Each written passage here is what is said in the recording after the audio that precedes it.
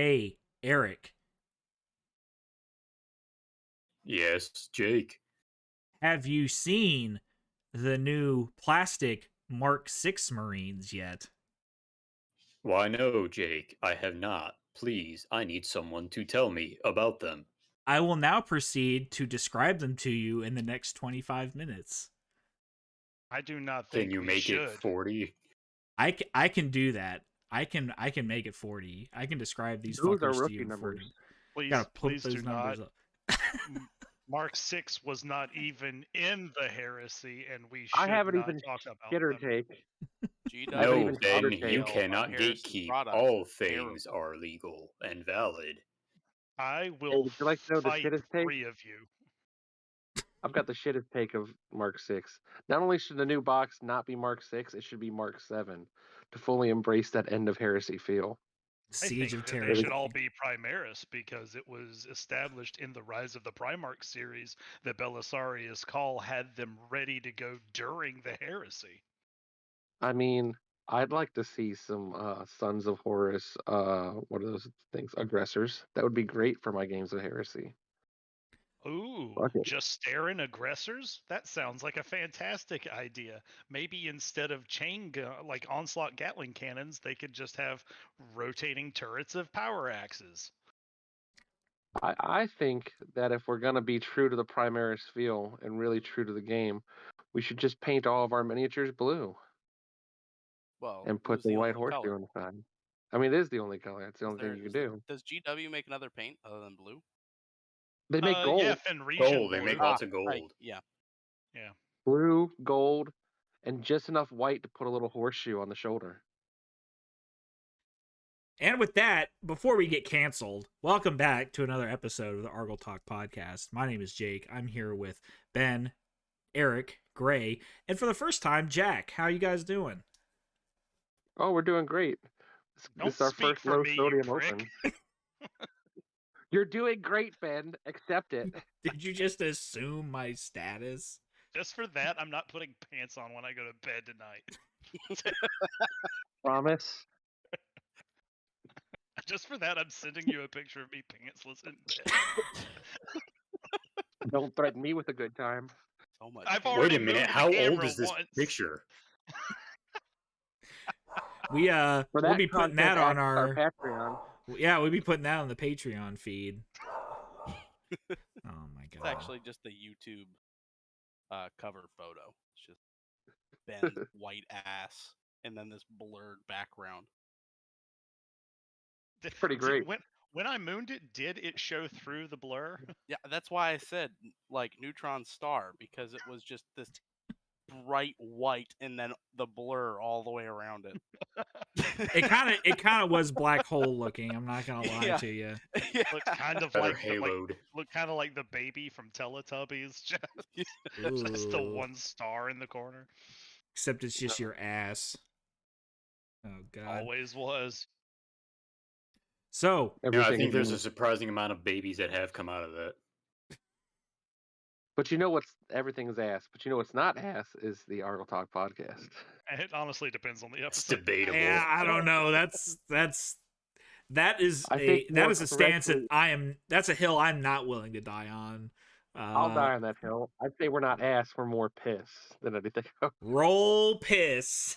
Roll piss. Roll piss. All is piss. So what you guys been up to the past couple, however many weeks it's been? When the fuck was our last It's been- episode? I don't even fucking know. Yeah, it's been like 2 weeks. We're on schedule, Yeah. theoretically. I have been trying to get in games of Heresy while I can, and we've been using the playtest leaks that are made their way around the interwebs to hopefully, gosh, boy, hopefully they're really close to the final product. Otherwise, we have done ourselves an amazing disservice. We can Oh, only yeah, hope. I was one of those games. You were one of those games, and I tell you what, man, poor Mikey had to deal with an advanced reaction, potentially worse than even you had to deal with it. Oh, what was it? Terminators. So I had gotten out of my Spartan, and with my Terminator Death Squad, and it failed to charge. Because why wouldn't I roll Snake Eyes on a charge? Why wouldn't I do that? Why And wouldn't you so roll piss? Roll sometimes I piss. do, in fact, roll piss.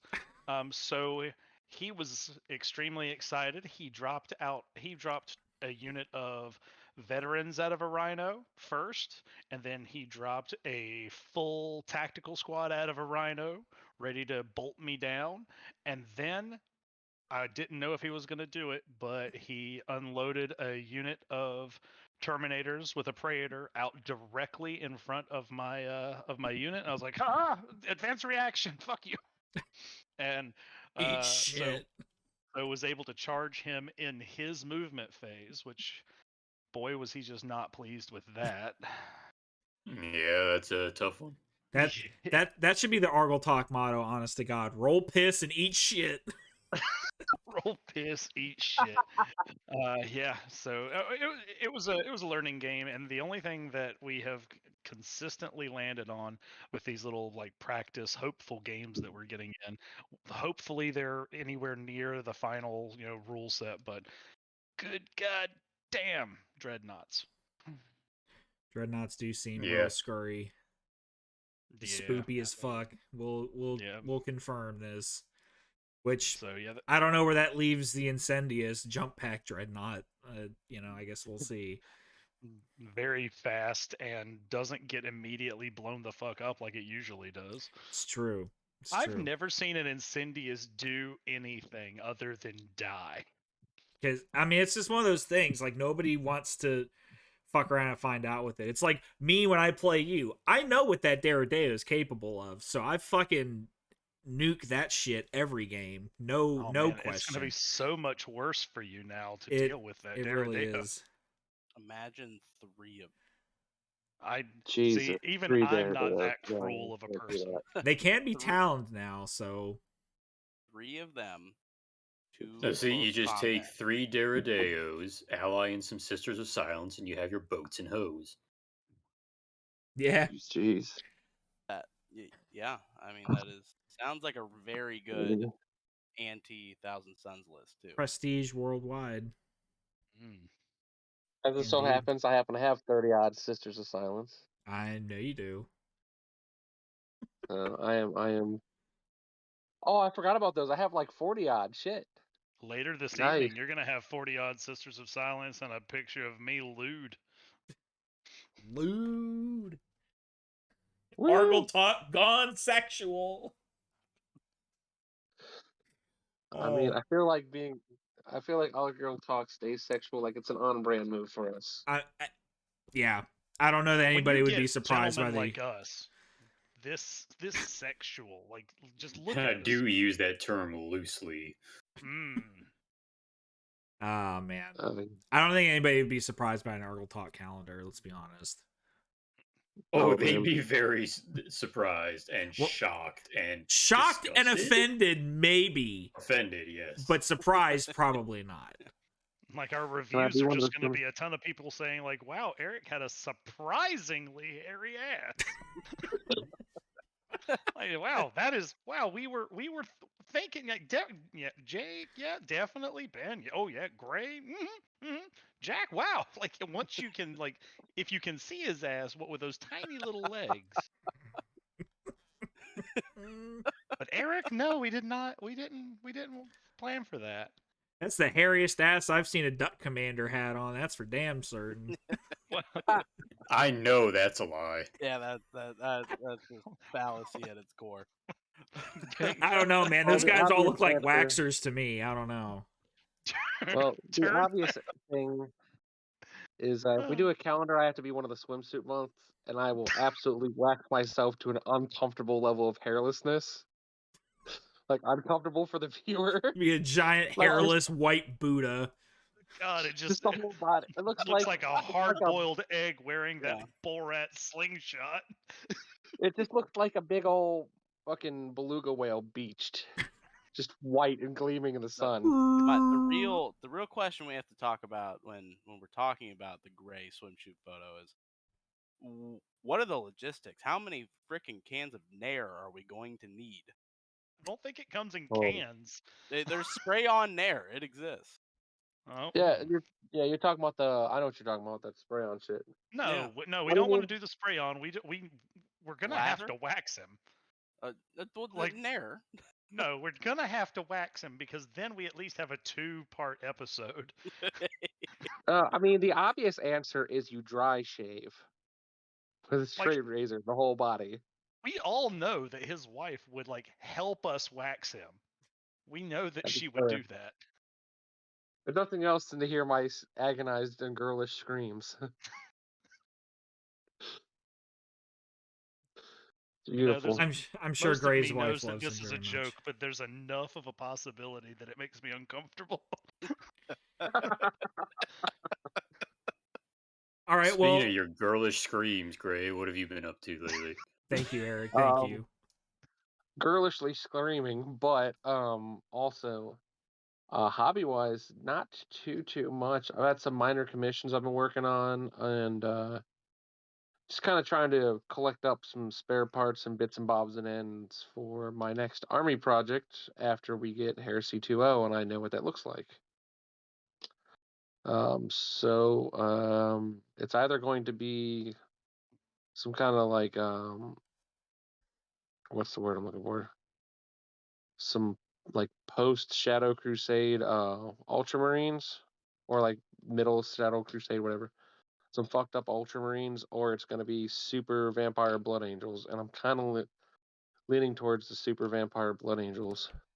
There are Yeah, Vampire dedicated Blood Angel sounds pretty great. there are dedicated traitor warlord traits now for the Loyalist legions, at least so far as we've seen. So be a hot take, I think.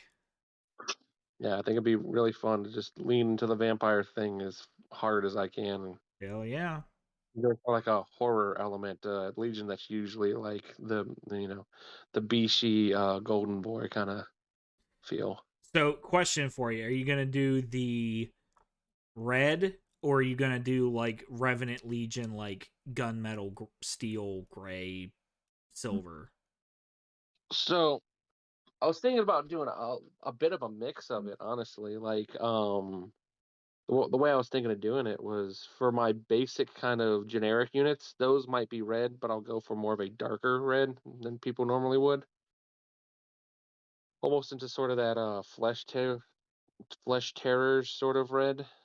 And then for my like Legion specific units, your Crimson Paladins and all that, those I would actually go for the gunmetal gray sort of look for it.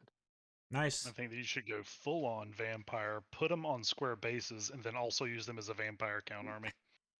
I mean, I intend to put a shitload of what are those Blood Knight parts? What are those guys? The cavalry, the vampire cavalry. Yeah, Blood Knights. Yeah, Blood Knights. Yeah. Like those guys are gonna be mixed into things like jet bike squads and stuff. Because look at the sprues; they should pretty much just slot right in. Yeah, man. It's gonna be dope. Yep, looking forward to seeing it. How about you, Eric? What you been up to? A couple things going. I've been working on my White Scars Karoksandlar from the Exemplary Battle system. I got those guys probably about half done now. More excitingly, I've been assembling my 28 mil scale Warhound Titan that I finally got.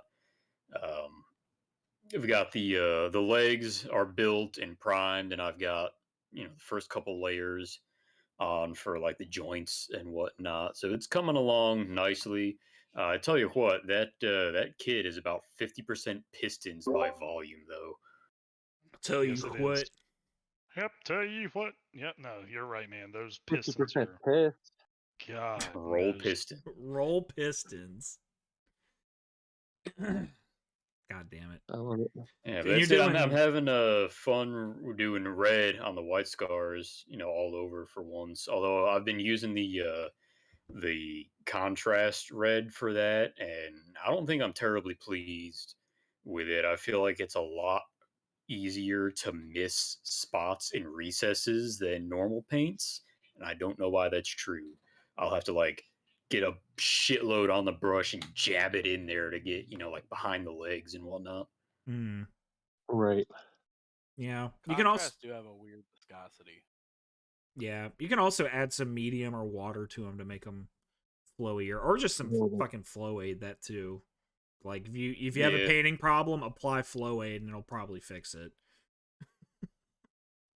That's why I'm not on contrast yet. I'm still using Lamia medium mixed with things if I need to do that contrast stuff. Hey man, like I've still got my bottle of it right here, right in reach, because it's my favorite medium, and I've used them all. So like, I don't know. Yeah, no. Good thing And the you guys camera saw auto that blurs in that product placement. Yeah, product placement. Yeah, the legally distinct dropper bottle for the Lamian medium. Gotta Yeah. get that in there. Looks like you guys saw the enormous. I don't know if I showed you the finished works from that enormous Thousand Suns commission I did. That was all fucking Lamian medium. Yeah, man, Yeah, it's like good shit. Use massive. water normally. Yeah.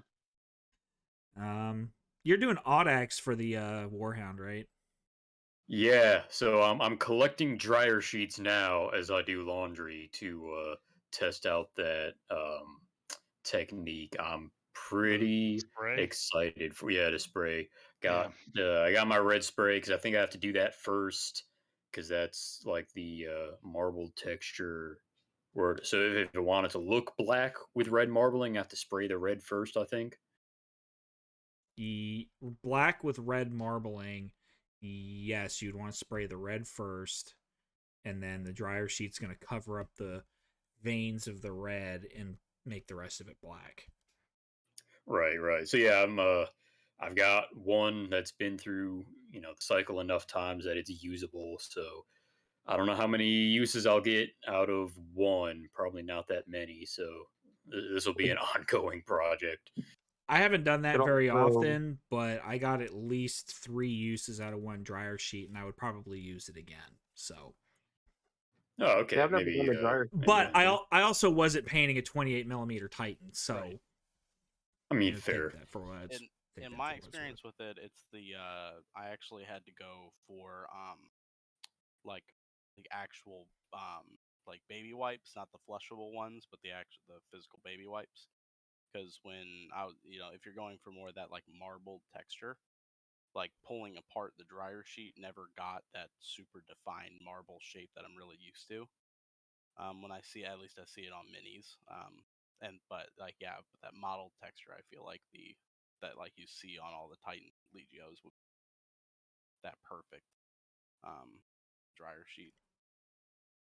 I mean, the other Baby way to wipes, do you it. say? Yeah. If you can take baby wipe, if you're looking for like marble, like true marble, if you take a baby wipe and you start to pull it apart, like you would like with the dryer sheet, you'll get like these really deep veins. But I don't know how that transitions to like a 28 mil scale. Yeah, I I don't mean, know. I'm sure I'll have plenty of opportunities to find out. there's always the other option, which is what I do. And yeah, I don't use any of that dryer sheet stuff because I didn't know about it. But I did have a bunch of shitty, cheap sponge brushes from Michaels. And like, Yeah, the I've done small sponges on my AT Titans, and it looks fine. But I think for that scale, I want something with a little more oomph. Right, Yeah, and so like this isn't like your house like sponge brushes. This was like the craft one specifically. Oh yeah, I know what you mean. Yeah, and it's just you have to basically just blend on the sponge, and that's what I've had the best success with. Hmm. 'Cause Yeah, I've used there's a fair amount of plenty it. of panels, plenty of Yeah, opportunities to try things. not yeah. wrong. Just try a bunch of different ones. There's a whole episode right there. Different ways to do marble. What works, what doesn't. Oh boy. Well, for that, I definitely think we need to move more into the video stuff because I don't like. Don't get me wrong. I love our other heresy podcast brethren, but when we start trying to do hobby content in a podcast format, I don't know that I don't know that works super well. Just personally, but Right. Describe two brush blending. No. Only Seriously, words. guys, it looks really good. Oh man, I'd show it to you, but like my camera's from 2008, and like it's like My 14 camera goes to a feet. different school. You don't Like, know yeah, her. you've never met her. Like, yeah, my You live in camera Niagara hangs out Falls. with Eric's wife. She lives in North Carolina. Yeah. So how about you, Yeah. Jack? What have you been up to the past couple weeks as far as hobby Um, goes? my hobby butterfly has kicked into full gear here. I am juggling two gifts, which is a 72 mil or a 75 mil scale like Leonidas Spartan that I'm doing up for my buddy's birthday, and then a clone bust that I acquired from Jake, and I'm doing that up for my dad for Father's Day. And on Neat. top of that, I'm finishing up my Titanicus Furians, Yeah, boy. Yeah. getting decent pace on that, and then I finally got the bits I needed to start my my Heresy Word Bearers kill team with Tortuga bodies. Nice. Oh wait.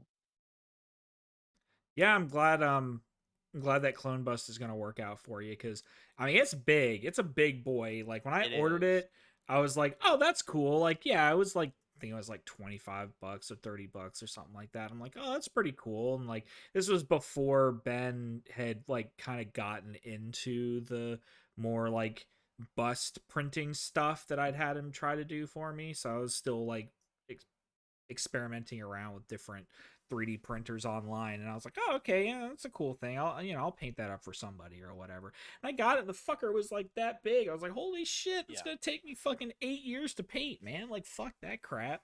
No, I got plinths from Terra Model Maker. Mm-hmm. And I got one just like an 80 millimeter disc for the Spartan, and then I got one of the 40-degree slant ones, and it's like even the biggest one, it I think the fucking bus is gonna tip it over the second Yeah. I put it on there. Thankfully, But it's hollow, so it's nice it and is light. it is it's nice and light, and I was concerned about like sanding it, but I ended up like going back wet sanding, which I feel like I haven't done in forever because I've only been dealing with like 28 mil, like all the 32 mil models and stuff like that. I went into wet sanding, and it completely gave me the finish I wanted on those. Like those chest pieces had a lot of print lines, but I wet Mhm. sanded it for 20 minutes. Perfect. Nice. I'm looking forward to seeing Right. it, dude. Yeah. As for me, I have been absolutely slaving away on hobby stuff, but it is nothing that I am at liberty to discuss at this moment. I'm very excited for it. I finished it up yesterday. It is packed up, ready to go. It was a commission opportunity that I was approached with at Adepticon that had a very tight deadline, and thankfully I was able to get it done. So it is going in the mail tomorrow. But I'll be in a position to be able to share more with everybody soon. But it's very exciting, and I'm happy with how it came out. So I'll be able to show everybody those things soon. Other than that, I can't really say that I've done much other than that. It's pretty much been like an extra full-time job I've had on top of my normal job. I've got some AT stuff here that I was kind of fiddling with earlier, but didn't really get too far with it. I got some shoulder Gatling blasters for my warlord, and a couple of lancers because I want to mess around with a what is it? The don't tell me. Hold on. It's I wasn't the gonna tell you anything. We won't tell you. Don't Starts worry. with a D. it's like the Dominatus maniple. Dominus, yeah. Dominus, yeah. So it's like the warlords and reavers with knights. It's just like go cannon fodder. Yeah. This sounds like a lot of fun. I don't Protect know. me, Squire. Protect me, Squire. My- Protect You're me, doing like Cone. I'll be You're sitting gonna in the do the corner of oath the banner, table, right? 5-inch blast temple. Yeah, it's a nice banner of knights there. It'd be a shame if somebody volcano cannoned it. It'd be a real shame if it only scattered D6. Oh no.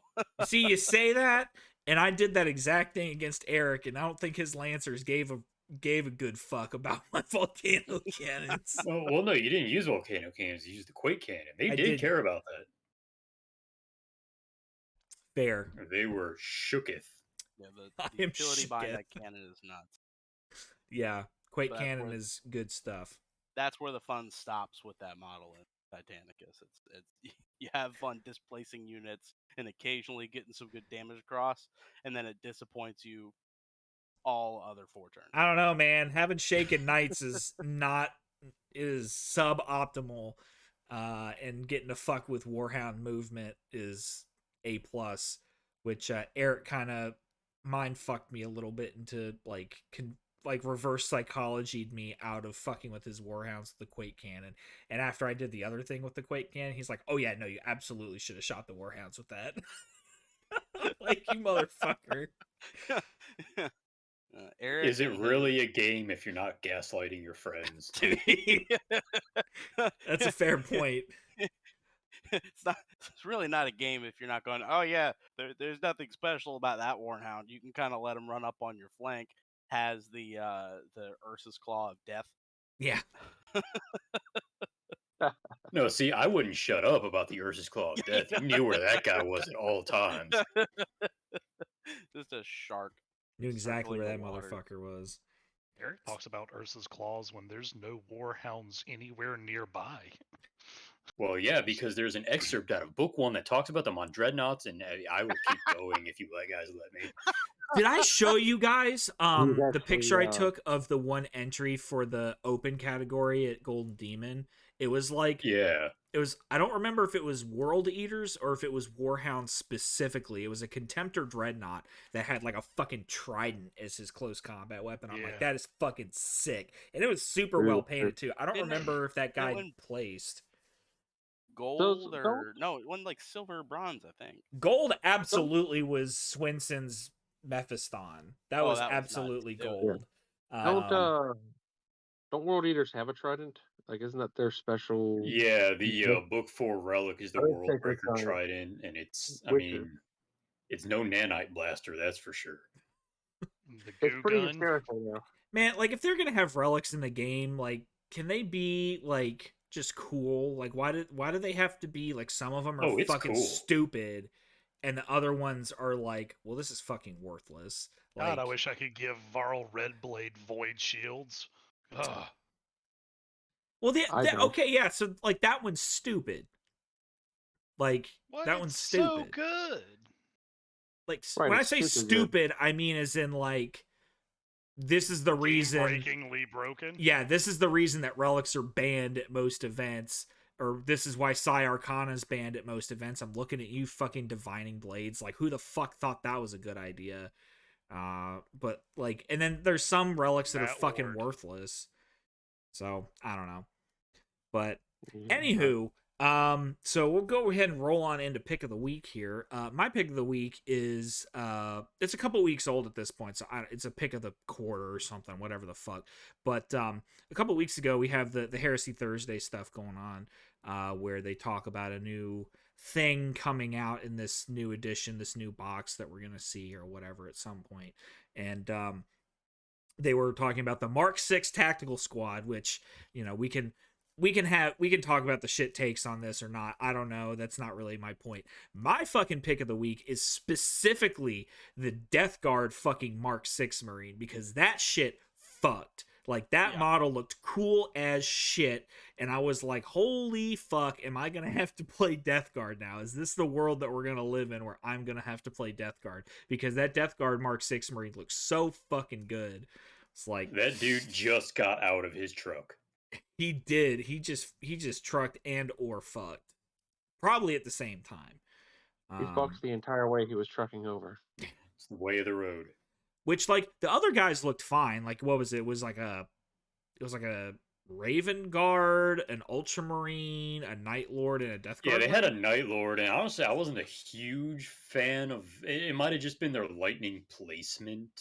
Maybe. I thought it was just a little over the top. Yeah, didn't he have like the prison tattoo, like lightning bolt, like right across? his Yeah, like eyelids or around like his something? whole dome or something across Yeah. his beak or some shit.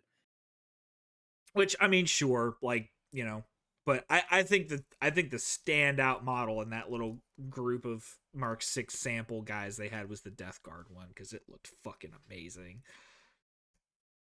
And that's also cool. can thank Jack, Anvils of Conor, for coining the bulging for beakies hashtag, which I'm all for. I am absolutely turgid with beaky power right now. I think that needs to be a thing. Every episode need to have somebody say the word turgid at some point because it's Is just that a Mark 6 tactical helmet in your pocket, or are you just happy to see me? both. It's fucking both, baby. I've got a beaky for you. Anyways, I've got a Yeah, Mark some- 6 cone sensor array for you. I'm gonna But send a that's picture my, of mine to Gray when I go to bed tonight. Sensor Oh, of gray. now I'm just picturing beaky Marines peeking around corners, going, "Girl, what that smell like?" With the big fucking conical. Girl, what that Girl, beak do? smell like? What that beak do? What that smell like? What the beak It's supposed to doing? be like the beak's supposed to be some kind of like scent fucking sniffer, isn't it? It's like a sensor array. It's like yeah, all that's the how they extra... fight crime is they smell it. Yeah, right. Like, Hey, which is man, funny look, actually, because You're McGruff the fucking crime dogs. I mean, in Rogue Trader times, there's absolutely pictures of them busting like kids on Necromunda for putting graffiti up. yeah. I don't That's know one that of the pictures. Kids Astartes like, would care too much about that. Maybe on Nostromo they would. you're goddamn right. Graffiti. Oh, That's a, graffiti. That's a flayable offense, buddy. I don't know what to tell you. I don't make the rules. oh, that's a paddling. That's Bad one. That's exactly what I was about to say. that's a mandatory minimum half flaying right there. So I don't know. I don't Like, think you can half Graffiti- flay. I think it's all or nothing when it well, comes no, to flay. half flay is just like the appendages. So like, You just get one What if it's one alternating strips? wing of the blood eagle. Oof. just like pinstripe flayings. Yes. Like they just go after you with like a potato peeler. Just like, look like a half-ass it. fucking barber pole. Oh, Which does God. double as a tasty snack after. Yeah. Oh man. The local natives called them long pig. What didn't much care for it. Long pig. Man. Long Yeah, long bacon. pork. Yeah, long pork. That's the thing. Yeah, God Yeah, I damn that's it. forgot exactly. about that. Because Alright, you'd find that pop up in like wooden sailing ships. When they ran out of food, they'd say they'd switch to long pork. And if your Yep. family member didn't come home, well, you know, They, were They Balls they on was the pork. pork. It was their day in the barrel. it'd be like that sometimes. So who else Yeah, has got so a pick? my There you yeah, go. I've got a pick. So again, it's a little bit older, but they also released another one of the new exemplary battle missions that includes a neat little Raven Guard Terminator unit. That's not my pick of the week. One of y'all can talk about it if you want. My pick is a specific paragraph that they put in that article that basically just says, "Hey, I know some of you guys might be concerned that not everyone's going to make it home to 2.0, but rest assured, all these exemplary battle dudes, they're gonna be in there. So, I already have a full squad of Atramentar. I'm working on my white scars now, and I don't have plans for it, but I would like to do a red hand squad. So just knowing that, hey, your effort's not being wasted, and the rules are going to be at least roughly what they already are, is it puts my mind at ease. Because basically what they said in that article on Warcom was that all of the exemplary battle units had been originally designed with in the 2.0 rule set and then reverse engineered to work in current edition heresy so that they had things to release to the public kind of like they've been doing. Yeah, in fact, the Um, exact words are, in That fact, they explains were some all of the written new for the new complaints. edition and then reverse engineered to fit the current one. It's almost like we had a plan all along, which Yeah. honestly, the only thing that makes me not maybe believe that post is that last sentence, because do they ever really have a plan? I'm sure mean, one who guy does. plans It's this the shit? 12 other people that are like actually doing stuff that. Oh yeah, I'm sure Andy Hoare has it all planned Oh yeah, out. that sentence is his portion of the article, so I am inclined to believe it. But either way, that's my pick. I'm happy that my efforts aren't going to waste, and Yeah. we're gonna have these, because they might not all be like super great, but all the ones they've released are at least super cool. They're, as we have said multiple times on this podcast, and I was going to talk about that exemplary battle, so I'll just kind of That'd be jump fun. into it. But as we've said multiple times on this podcast, like when things are like when they're auto includes and like it's obvious that this is the thing that you take in a particular army or section, then that kind of takes away the flavor of an army. But when you get these cool options that they've been releasing, and like they're not necessarily the best, but they're all very usable, and they do something usually markedly different than what the army already has access to. So I'm a big fan of that. So even though I'm not a Raven Guard player, I thought that this unit was kind of interesting. So it's there's only one unit in this exemplary battle called let's see, it's the breaking of the Delivery. perfect fortress. And it is a Raven Guard unit that you are allowed to take up to one of as an elite's choice, called the Raven Guard Deliverer Squad. Um, it's kind of pricey at 275 points, but it's a 5-man Cataphracti Terminator unit, which I thought was kind of interesting considering they're the slow boys in a Raven Guard army, but they are weapon skill 5 and 2 wounds, which was nice. And they get a couple of cool little things. They get the teleportation transponder, an improviser, which gives them night vision, but also a weakness against blind attacks, which is kind of funny. LOL.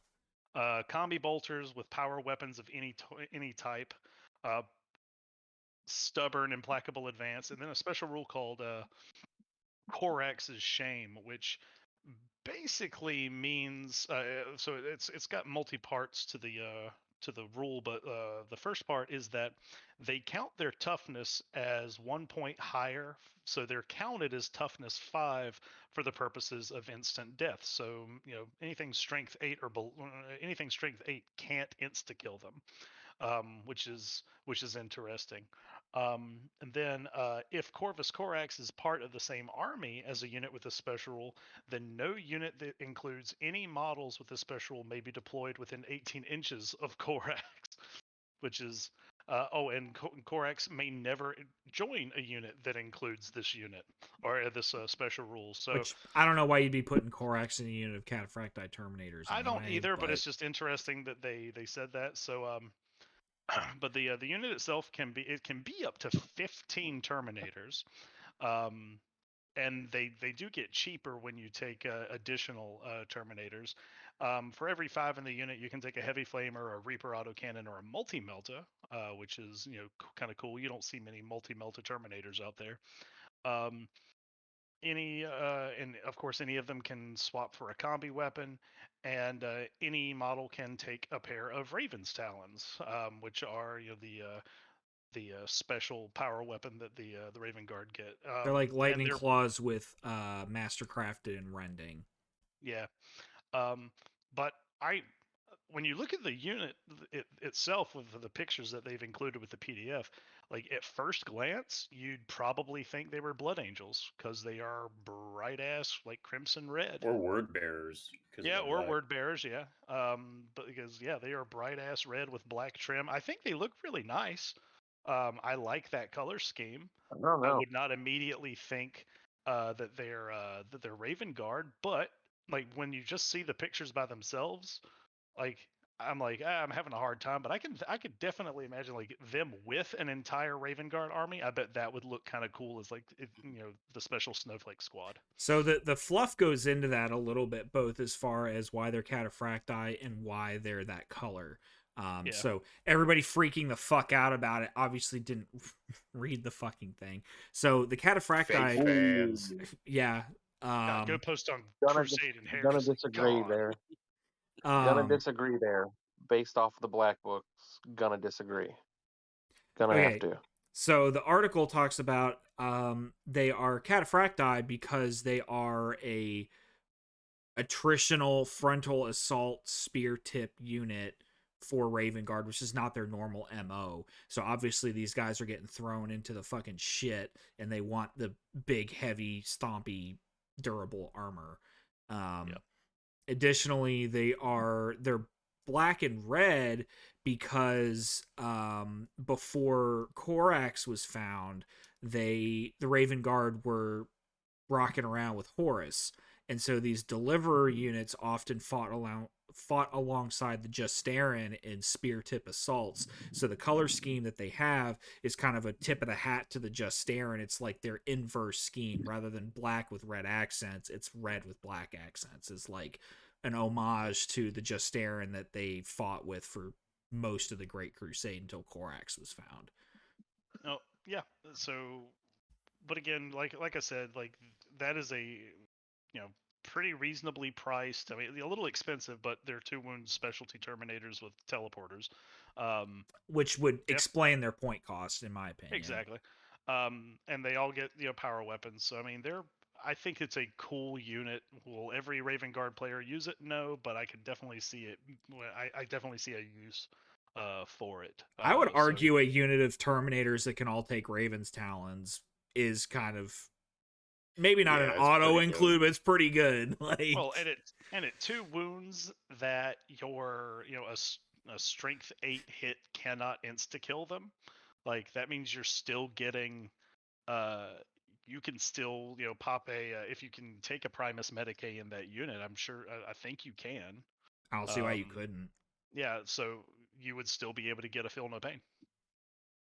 I think at least as the rules as they currently exist, I think you'd have to put a Warmonger in there also if you wanted to deep strike them. If you wanted to put them in a fucking Spartan, then who cares? Yeah, if you want to deep strike them, you would. Which in that case, like I don't know, it feels like teleport transponders are wasted, but yeah, if you want to put Primus Medicae and you're good to go. Right, if you want to put the extra characters in there, if you just want to deep strike them as is, then they're fine. Yeah, to me, like 275 is expensive for just a shoot me to shit distraction card effects, but I could see me putting a 2 more characters in there, and then that unit is extremely tough to deal with, and like but you have to, like that's not something that you can have sitting around in your back line ready to charge something.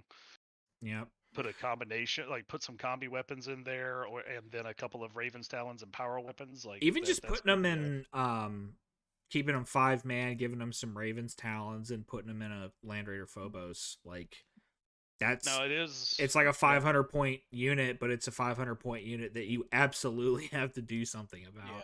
And I personally am a fan of Land Raiders, so yeah. It is worth mentioning that that unit does not come with an option for a dedicated transport, so you would have to take just a heavy support Land Raider to put them in, or a Spartan. Don't Raven Guard have some kind of limitation on heavy support anyway? I think it depends on which ride of war you take. No, it's a Legion rule. Flesh over steel. They can't have more vehicles than they have infantry units. Okay. So it's kind of like the Host of Angels rule for Blood Angels too. So no yeah, big deal but it's just a neat unit to have. I have the option of something that I think is neat about these guys is interesting to me is that it's a similar thing that they've done with Atramentar, right? So they're the same base point cost of 275 for a 5-man unit, but as far as I'm aware, those are the only 2 Terminator units in the game where you can take 15. Atramentar can take 20. So when you look at and have teleport transponders built in, so it's like they really want you to take really big groups because the points tax on the unit itself is a lot larger than just taking more individual guys. So it's like they want you to, instead of taking 2 or 3 small Terminator squads, just pack a whole bunch of boys together and drop them all in, which I think is an interesting choice. Well, the first 5, if 275, that makes them 55 points a model, and then additional are only 40 points a model. So Yeah, and I think Detrimenta are like 35, I thought. They're like slightly cheaper than your standard Terminator for whatever reason.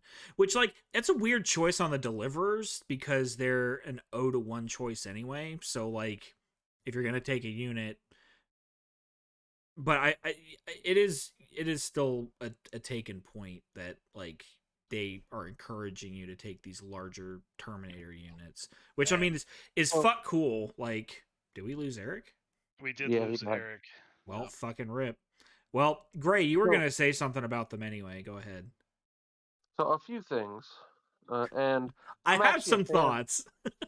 I have some thoughts, and they're not all good. But let me preface it by saying that I like the unit overall. I really do. But But I think, big but, I think that they confused deliverers with Ashen Claws when they were writing this package. Because the whole Corex hates you rule is an Ashen Claw thing. It was the Terran veterans were put together and they were sent off to the edge of the known space wire from Corax for being descended from like slavers or something. And it had nothing to do with being Terminators. It had everything to do with being, well, I think Korax not being a with the dick to invasion. them is not like an Ashen Claw specific thing. yeah, in that's fairness. a whole Terran. And like the Ashen Claws, I think didn't they wear red armor? Wasn't that their thing? They did have some red accents, I think, yeah.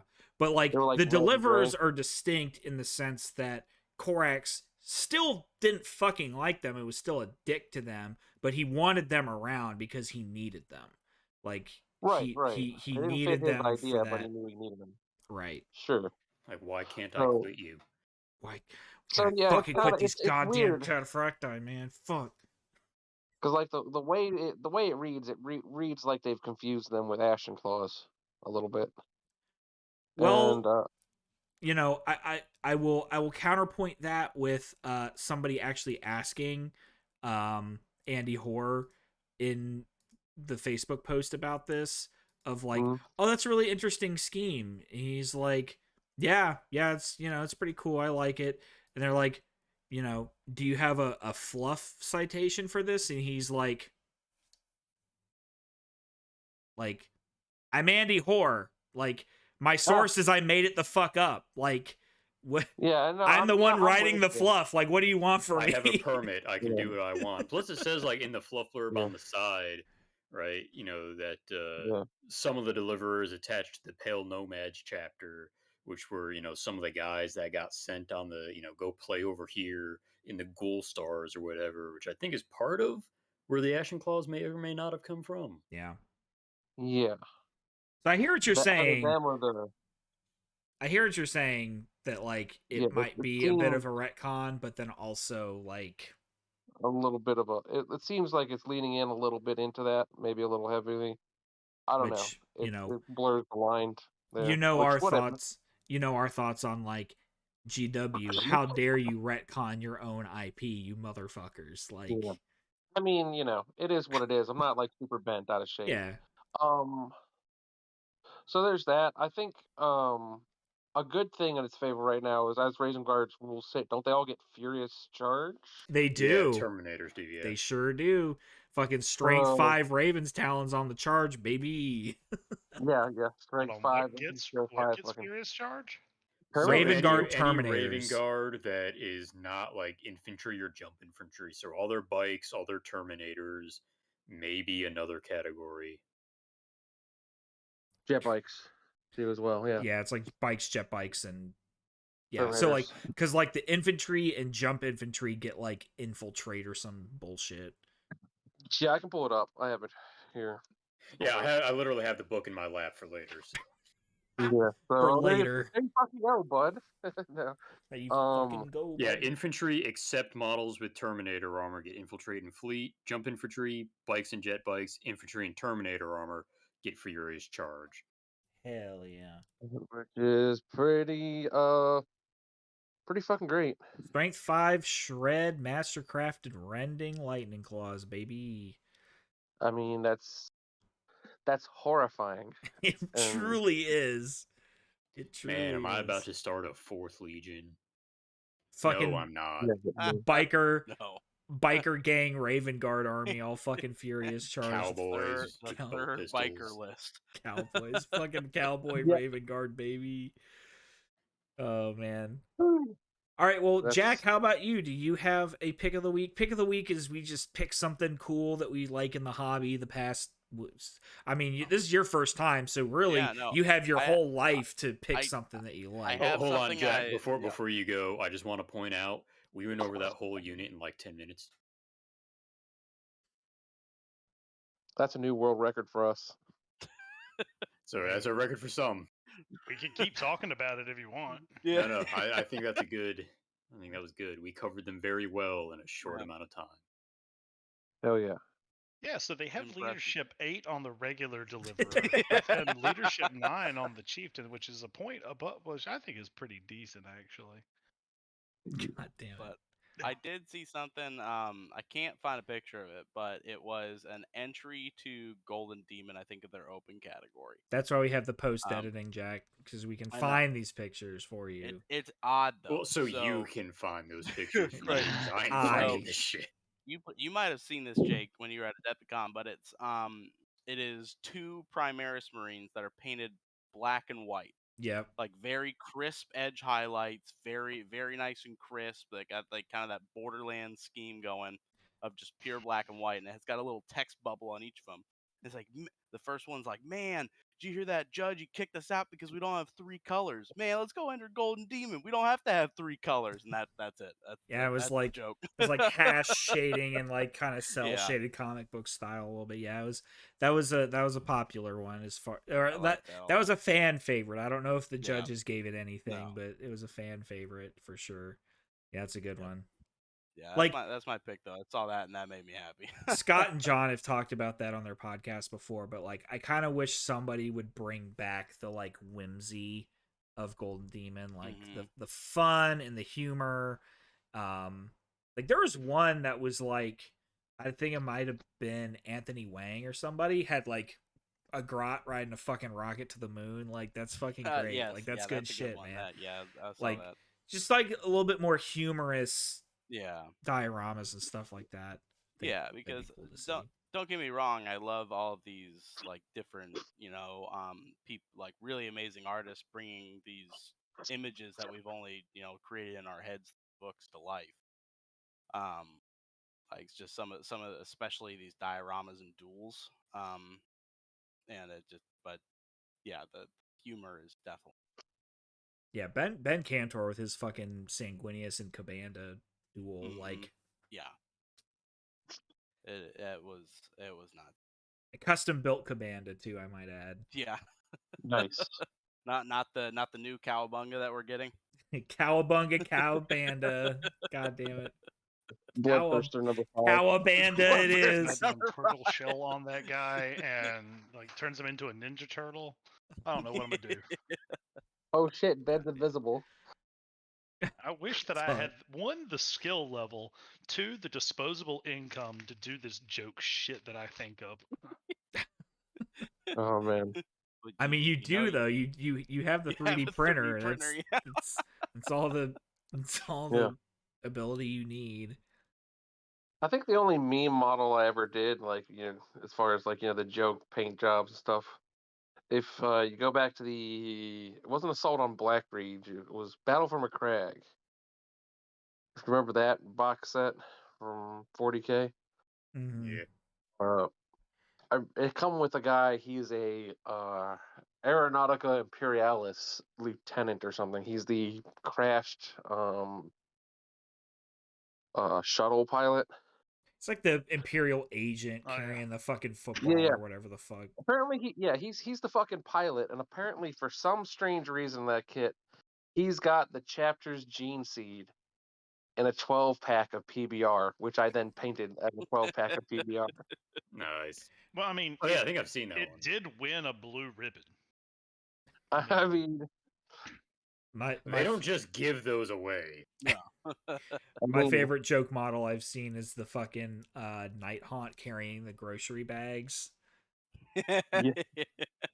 Like that's I don't know if it's a Photoshop or an actual model, but either way, it's fucking great. But It's great. anyway, before we get down that path too far, Ben, did you have a pick of the week, or you did the deliverers? Okay, have we gotten everybody? Did everybody do a pick? I mean, Right? I was my pick was also gonna be before Ben said deliverers. I was gonna say deliverers as well, and I was going to. All right, so get So fucked, I got nerd. my Anyway, stuff going. Yeah, Get so fucked. You're done. So at initiative set. my pick of the week is me. I'd like to thank me for all my contributions to the hobby. so the sergeant actually has 3 attacks, meaning a chain fist would be great. Actually, Oh, a you chain You fist. can't take chain And at fists a, and on at a this unit, 66.6% unfortunately. probability. Repeating, damn of it. course. Repeating, of course. God damn it. God damn it. Well, with that, I think we're going to move on into our topic for the week. So, you know, with all this new heresy stuff coming out and all the playtest docs that everybody's seen and all these practice 2.0 games going on, and like, you know, we're on the horizon of fucking heresy renaissance. We're going to completely ignore all of that and just talk about fucking bullshit. So Phase. our episode today for you guys, it's going to continue on to the next episode as well. Did you say that now we're going to talk about bullshit? I mean, but no, there's a noticeable delineation between All this of our- episode and the previous. I mean, Ben, I think all of our this content has been carefully curated, quality Look, material. it is vital information for your everyday life to know how to make platypus mayonnaise. I think the This is thing that distinction people is want that to get them going. we're making the deliberate choice to talk about bullshit. It doesn't just happen naturally, which We could talk about those Mark 6 Marines that are releasing in the new Horus Heresy 2.0 box set. we could, or alternatively, we could talk about what we already were gonna fucking talk about, and we're gonna rank the My fucking body is ready. Primarchs, fucking 18-1 best. Everyone loves a tier list. Everyone loves a tier list, worst to best, piss to whatever the opposite of piss would be More in this piss. instance. Piss to shit. Piss to shit. Dehydrated piss to hydrated piss. The opposite of piss And- is more piss. Next. Tonight we're going to be talking about the bottom halves of our list, which may or may not be better than our bottoms. top halves. I don't know. But we're going to be The talking tops. about 18 to 10 today, and then next time we're going to be talking about 9 to 1, picking our best Primarchs, whatever that fucking means. And we had no kind of standard or criteria or any kind of standardized conversation about this going in. We each have our own individual lists that we made up completely based on our own bullshit, and let's fucking get into it. Bullshit. Like, So. I realized as I put this list together, I'm like, I have no basis in fact for any of these opinions. No, not at all. except for, like, Well, okay. three. There's some factual stuff. But there's also lots, at least for me, there's lots of shit takes in here that I'm Oh, yeah. excited to talk about with you guys. So Yeah. to lead things off, I'd like to have an honorable mention at the 20th spot. It's not an actual spot on the list, but honorable mention at dog shit tier has to go to Big E. Like, the Emperor himself has got to be Word. the bottom of this fucking list. Like, just complete ass, dog shit tier, piece of shit human being. I mean, I feel like Is he's he such a a piece human? of shit that he's the 0th entry, like he's above number 1 because he's just like a based shitlord at all points. He could be the 0th entry in the fact that he is I could- both before and after the shit list. So, like, I you know, Like I on the could, one hand, worst dad, but on the other hand, he's so bad at it, it's like a conscious choice, which is kind of based. Like, fuck them Like, kids. you have to try to kids. be this bad. He's both Danny Tanner and Uncle Jesse at the same time. so that's my And I'm honorable here for it. mention at number 20. And you notice it's at number 20 because I also have an honorable mention at number 19 with Omegon because he doesn't really fucking count. Wow. Fair. Like he's not the Primarch. Like he is a Primarch, but he is not the Primarch. He is not the Primarch of the Alpha Legion. You're just a guy, but I'm the guy. I mean, The note I have here for Omegon is footnote to his own legion. Literally nobody knows he exists. well, because he's Alfarius. Which we're gonna get to that motherfucker. We're gonna get to Alfarius. Don't you fucking worry. He Just is like all the definitely on the other- bottom half of this fucking list for me. Every member of the Alpha Legion is Alfarius. So That's the kicker. if anybody else, I know The I real kind of Alfarius is the Alfarii. Okay, Let's do it. so like Are we Don't going have by to- like- gameplay or are we going by? All right, so Whatever I'll- you I'll want. just- Okay, It's bullshit. so We can do whatever. yeah, so I'll start since I took this with a modicum of seriousness. My rankings are based around No, a they're good. combination of their rules, their lore, and the model. So number 18 was actually a really tough pick for me. I flip flopped a lot on it back and forth before for literal days before finally settling on number 18 of Lorgar. He is just weak for like almost by human standards, like not even just for a Primarch. He really just can't get his shit straight. He's easily manipulated by comparative mortals, Erebus and Corphaeron and all that jazz. His model looks like he's waiting for his mom to pick him up from soccer practice and it's raining. Like he's whiny. He just straight up refuses to be a warrior. Like even on Istvan 5, he spends half of it just being like, "But Dad, I don't want to go fight." And Corphaeron and Erebus is like, "You gotta go fucking kill some fucking Astartes, Morty. Like fucking get in there." Which to Morty. that point, he's not even really in charge of his own legion, and it's not like Angron or someone who just doesn't give a shit. He's just gets fucked. First Heretic was a good book, but it's one of literally only 2 books I've read so far that has not endeared me to the subject Legion. Yeah. Um, He gets his and dad it's saved also by like, fucking Kurz. The yeah, last of possible all second. people.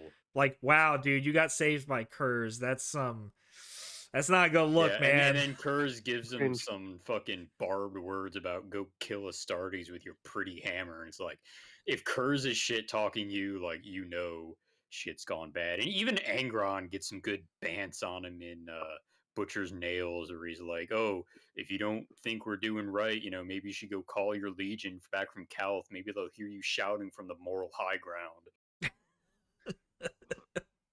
Which is made further, and spoiler alert here for Slaves to Darkness, although it's kind of an old one at this point. Like, he tries to usurp Horus and just gets immediately bitch slapped as soon as Horus gets down there. But, like, they wouldn't have even made it to Terra if he had done that. Like, even though that was the last stop, like, they just would have just died in the warp somehow.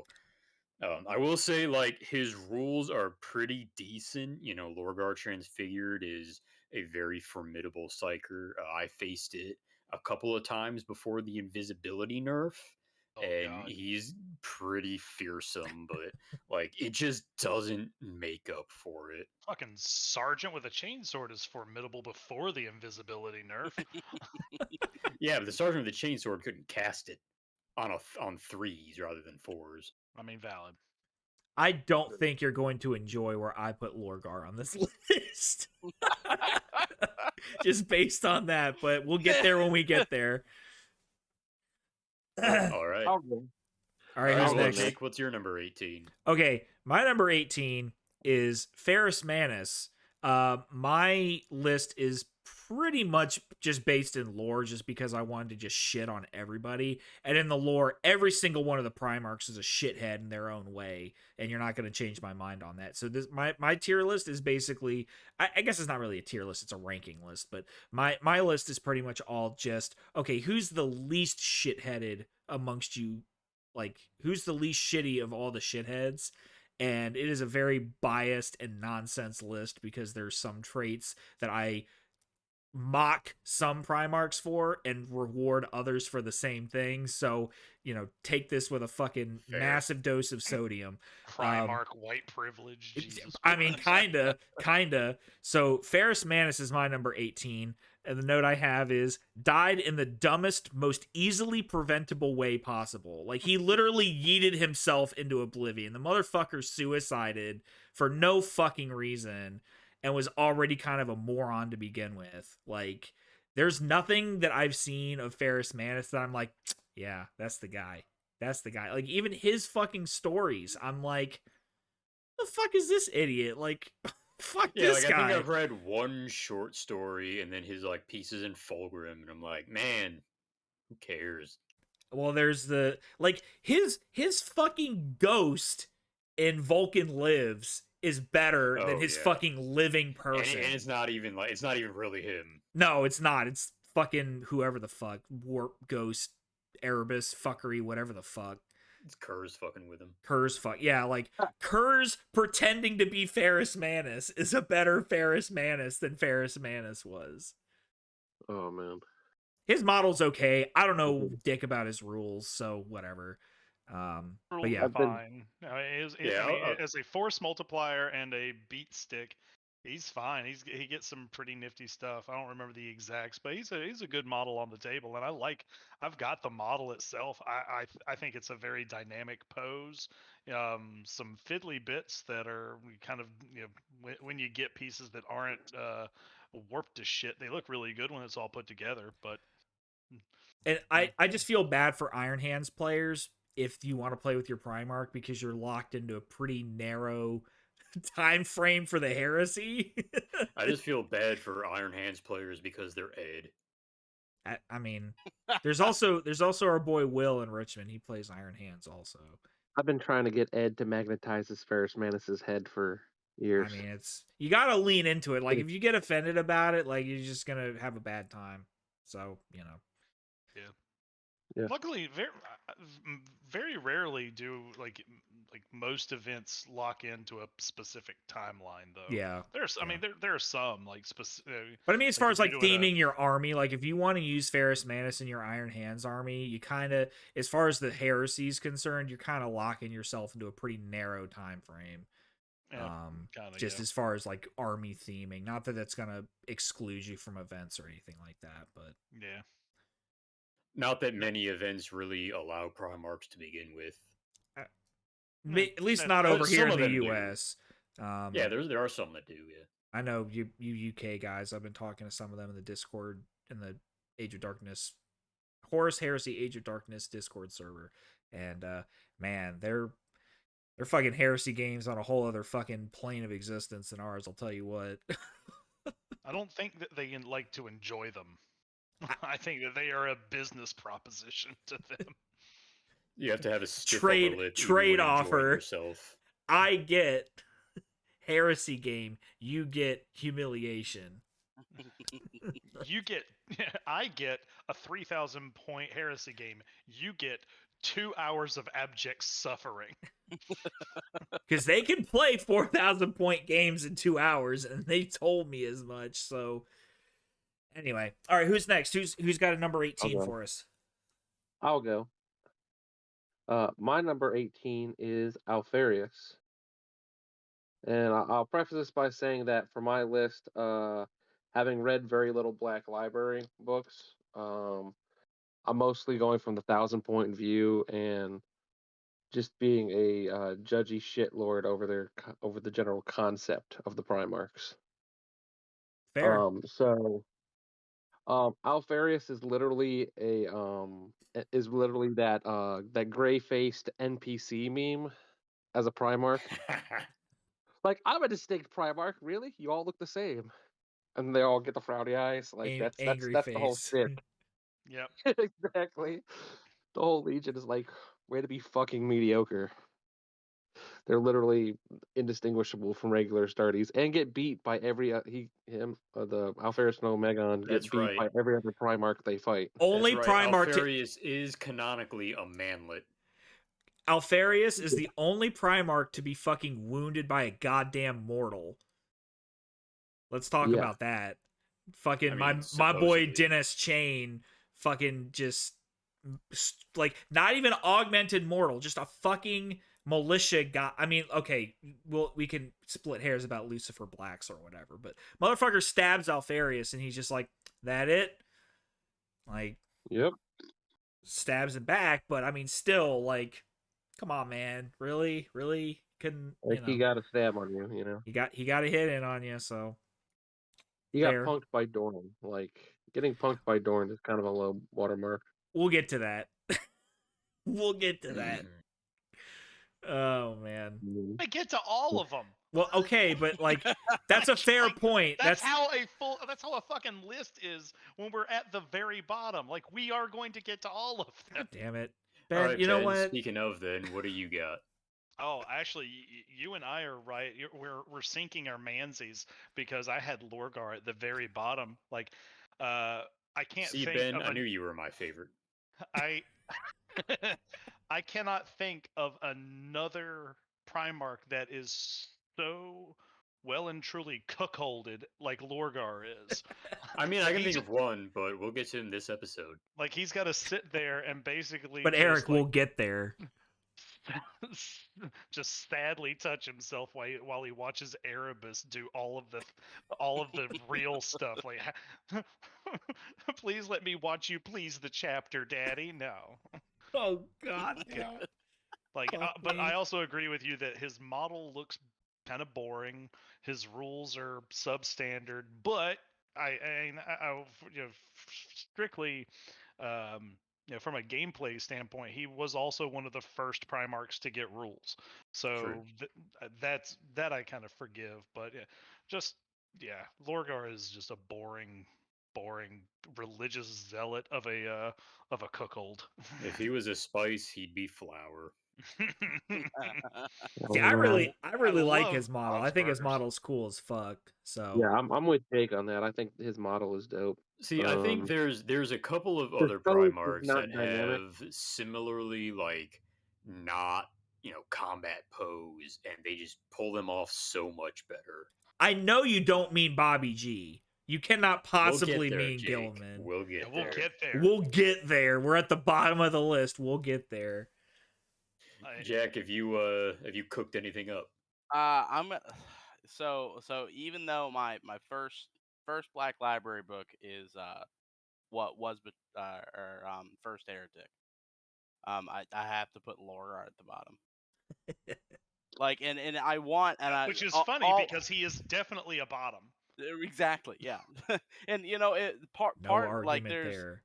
the first half of the book that makes you want to almost sympathize because you want to feel that lost son, that feel that he gets when he's brought to his knees in front of the Ultramarines, and you want to feel and forcibly cuckolded while being brought to the knees. But you SAT word.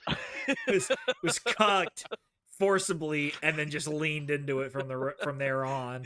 Yeah, and Tucked in ultramarine pills. Oh no, this is part of my personality. I've always liked this. Even though I think some of my favorite quotes about the warp and chaos are out of Betrayer, and him talking about weaving his master plan across Calth, it's like I just you can't unsee the scene of him on Esteban 3. Like 5. You're right. The 5, yeah. You can't unsee that scene. That's a tough one to live down. Yeah. that kind of bitchery stays with a man. On top of it, the audiobook version of it made him sound like the biggest bitch in the wild west. That was Keebs, right? That was Jonathan Keeble. Yeah, that Jonathan one? Keebs, yeah. Yeah. Who also The really did Keebs. Angron dirty, but we'll get to that later. Yeah. So one more point I want to make about Lorgar that I just remembered about. Just on the part of him getting manipulated and bullied by mortals. I haven't actually read the Primarch book, but I've seen the discussion of it shows him being raised by Corferon, and he's basically just abused by his adoptive father, and it's like you're a fucking hyper baby to use some of the colloquial terms. Like Yeah. it's not even like Angron, where he was forcibly taken prisoner and subject to all this like systemic nonsense. It's literally just Corferon's like, fuck you, boy, and I'm gonna fuck you too. Yeah. Which And I see come to that think look of you're it, giving. I think there's the implication in there as well. Maybe not, I but mean, come to come to think of it, that puts an interesting or a funny picture in my head of oh, does it? 90 pound old man Corferon with a 12-foot Primarch over his knee, paddling him with Yeah. a belt Yeah, I kind mean, of. yeah, over not doing his fucking Sunday school Yeah. homework. yeah. 12-foot. You didn't light the candles in the correct order. 12-foot golden Primarch over his thing. Let's just get the bronze golden skin out here. Yeah. Lorgar It's like Aurelian. it's almost as homoerotic as Top Gun, but not so much. Almost. All right, so we ready to move on? I think 17. most of us are on the same page of Lorgar being at the bottom. I Yeah, think we're gonna fuck have Lorgar. we're gonna All my have a You guys boys are gonna hate hate my Lorgar. next pick. we're gonna have a discussion about my fucking list, obviously. So Yeah, I have a feeling I might have to wait till next And week. at number you one, might have to wait. You might have to wait. I think we'll have to wait till next week for my Lorgar discussion. All right. So continue. I guess we'll keep going in the same order. I'll go next. Number 17. I have Russ. I will preface this by saying that his model does look pretty sweet. But he does have pretty solid rules. But also, it's like, so I mean, I've said it before. We all know it. Inferno was kind of a power creep shit show. I think Russ is one of the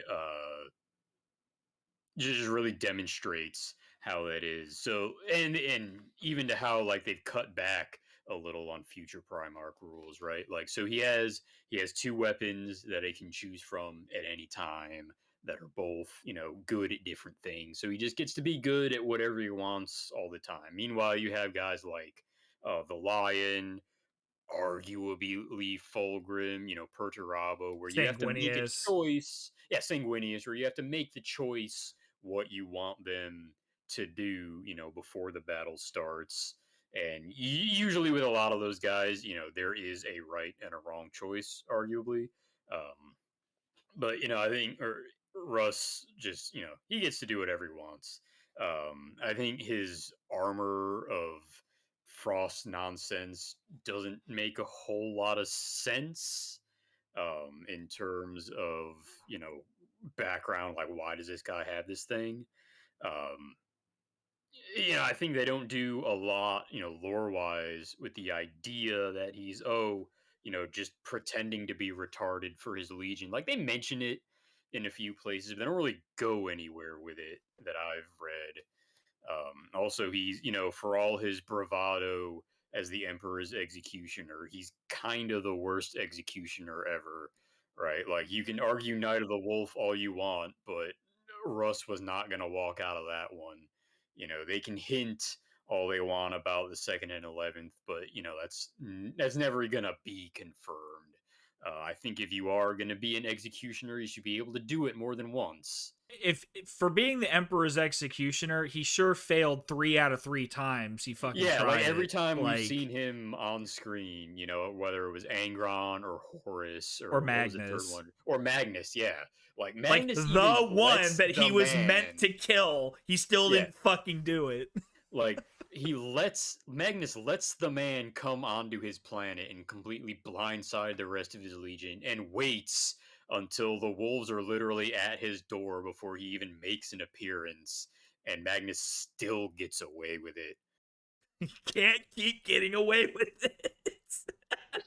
That's I wrong, also think like just the entire concept, and it doesn't really matter to me what faction or army or whatever it is, having literal animals on the battlefields of the 31st or 41st millennium is just dumb.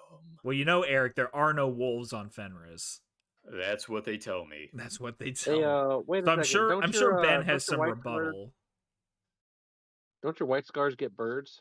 Those are They cyber get familiars. cyberhawks, It's and they cyberhawks. actually, It's yeah, different. they're number one. They're not like represented with toughness, wounds, a stat Sure, line. yeah. They're literally just a marker to give you a small buff. Oh yeah, sure. No, I'm just being And shit about sisters it. have like Yeah, cyberhawks and cyber mastiffs and stuff. Cyberhawk? Yeah, the cyber mastiffs are a little weird too, but I mean, at least they like spew fire from their muzzles or some shit like that, so that's kind of cool. So Ben, you've been quiet. I mean, he's allowed to have his opinions. I quite like Fairy and Jerry, or Frankie and Jerry. I'm sorry. Okay. I mean, they're not like regular wolves. They're like goddamn bears, but I mean, faster. even still, like a bear with a bolt gun against its face, or within rapid fire range, is not gonna have a good time. I mean, they're Yeah. fucking chaos spawn. Let's be real here. and they're not like, if they were armored, that'd be one thing. I'm just saying my Or militia had like those Navy it can SEALs protect steel itself from canine teeth. bolter shells. So I mean, it's not like it's a realistic game. So having gigantic bear wolves is pretty fantastic. That being said, I've only had the opportunity to take him in a game one fucking time. Fair. Yeah, it So- sounds to me like we need to get more Primarch games and just for the shits and giggles Man, of I it. want to. Yeah. The problem is that there is, like Eric touched on, like Inferno was definitely a power creep, like probably the most egregious power creep from one black book to the next. Like Space Wolves were really potent. Lehman Russ was extremely powerful when he came out. They did tone him down significantly. Thousand Suns were whoa broken Yeah, when they they're first still a came little out. whoa. They're Whoa. still woe, but man, the Court of the Crimson King was, God bless it, awful. But just there's such a massive power discrepancy from one set of Primarch rules to the next. Like it's really hard sometimes to get what feels like a pretty well balanced game against some Primarchs. Yeah, Or like the some Primarch game that we combinations. played, like, everybody, Primarch games are, the Primarchs just charge each other turn 2 and then spend the rest of the game fighting each other. Like, no, there was no chance in hell I was ever putting Angron anywhere near Russ. Like, No. by zero means was that ever happening. Night of the I Wolf mean, aside, that's not going to happen on the fucking table. Yeah. I mean, No. you literally did put 40 World Eater Salt Marines into Russ, and they got pretty well blended. Well, Well, so not pretty well. They lasted way longer than they had any right to be honest. fair. Oh, yeah, but so did my unit with Russ in it. Like, what was you got like 80 wounds on one of your assault phases? Something like that. It was Jesus some Christ. egregious number. It was just some ridiculous, and I think Russ took 2 wounds, and then It Will Not died one of them back. Yeah. No, Russ took more wounds from a bolt pistol Overwatch than I think I actually did with chain axes. Yep, and that was with a majority toughness 4, so you were wounding easier on him. Yeah. Yeah. So I'll from that I'll go into my number 17, which is Angron. Eric and I are just I gonna mean, be fair. contrarian. Fair. Look. Okay, see, here's the thing, and I'll mention this again when I touch on Angron. Like, we all know he's not the best space dad, but he's our space dad. So continue. No, Angron, like, so the rules wise, like the rules are only kind of touching into some of my ranking. He's got really old rules. I want to say he was like maybe the first. He was book 1. Yeah, I think he Yeah. was the first model released, and he was in book 1. Yeah, I that's how I'm remembering it too. Like his He was, rules yeah. back then were gnarly crazy. Like no one had seen anything like him. But compared to even some of the like earlier Primarchs that were released, pretty much right after him, he still just doesn't. He just does not hold up in my mind. So that was it was just very boring from a Primarch model perspective. I'm not a big fan of the model itself. I understand that this was 10 years ago that he was modeled, but he looks a lot like he looks kind of like the Predator without his face mask on. Just those those ropey like dreadlock cables coming out of his head just don't look very good to me. And that he's wearing like no pants. Like kind of like I'm gonna take a picture very similar to what Angron looks like later tonight. Gray, you can show that to whoever you want. I hope there's an appropriate amount of bloody screaming as well. Yeah. I mean, I had forgotten Um, about the no pants thing, but that totally bumped Angron up a spot or two for me. How did you forget about the no pants thing? Yeah, but more I don't think importantly I've for ever seen one Angron, in like real life. in every and I'll fully admit, like I'm not as well versed in the black book, or not the black books, but like the black library books as I would like to be. But in every story that I have either listened to or read, Angron is so very one-dimensional. He's just, I mean, he's angry all the time. Like, there's no subtlety to his character, and to some that's a very that's a pro, like to his specific character. But to me, it makes for boring reading. Fair. Mm. All right, I can quick. So Alright, yeah, yeah, we Gray, can go go ahead quick. hit us with your 17. 17, Magnus. Fair. Here's one. Because one, he's overhyped. Compared to what he actually does in the Heresy, he kind of gets fucked in half of Lehman Russ and then runs off. So that's kind of an overhype. He was super broke when he came out, but also it's like character concept slash design is like, oh, here's the weird psyker boy, so he has to be a giant one-eyed pickled egg in Egyptian dresses for no foreseeable reason. So he's just kind of like I don't know. He just reads to me like a 12-year-old's idea of let's make the weird witchy boy, and so that's my rejection is he's the 12-year-old's witchy boy. Also, titty horns. Titty Yes. horns, yeah. Those actually Titty are horns. what kept him from being number 18. Yeah, those I'm would into the definitely baby. bump him up a space or two. God, if he Pasties didn't are a have plus pants one. on, he'd be number one. That's right. Well, actually, it brings him back down from like 16 because the Forge World model doesn't have the nipple horns. Yeah, it's gotta be that's the right. plastic The GW one. GW one, yeah.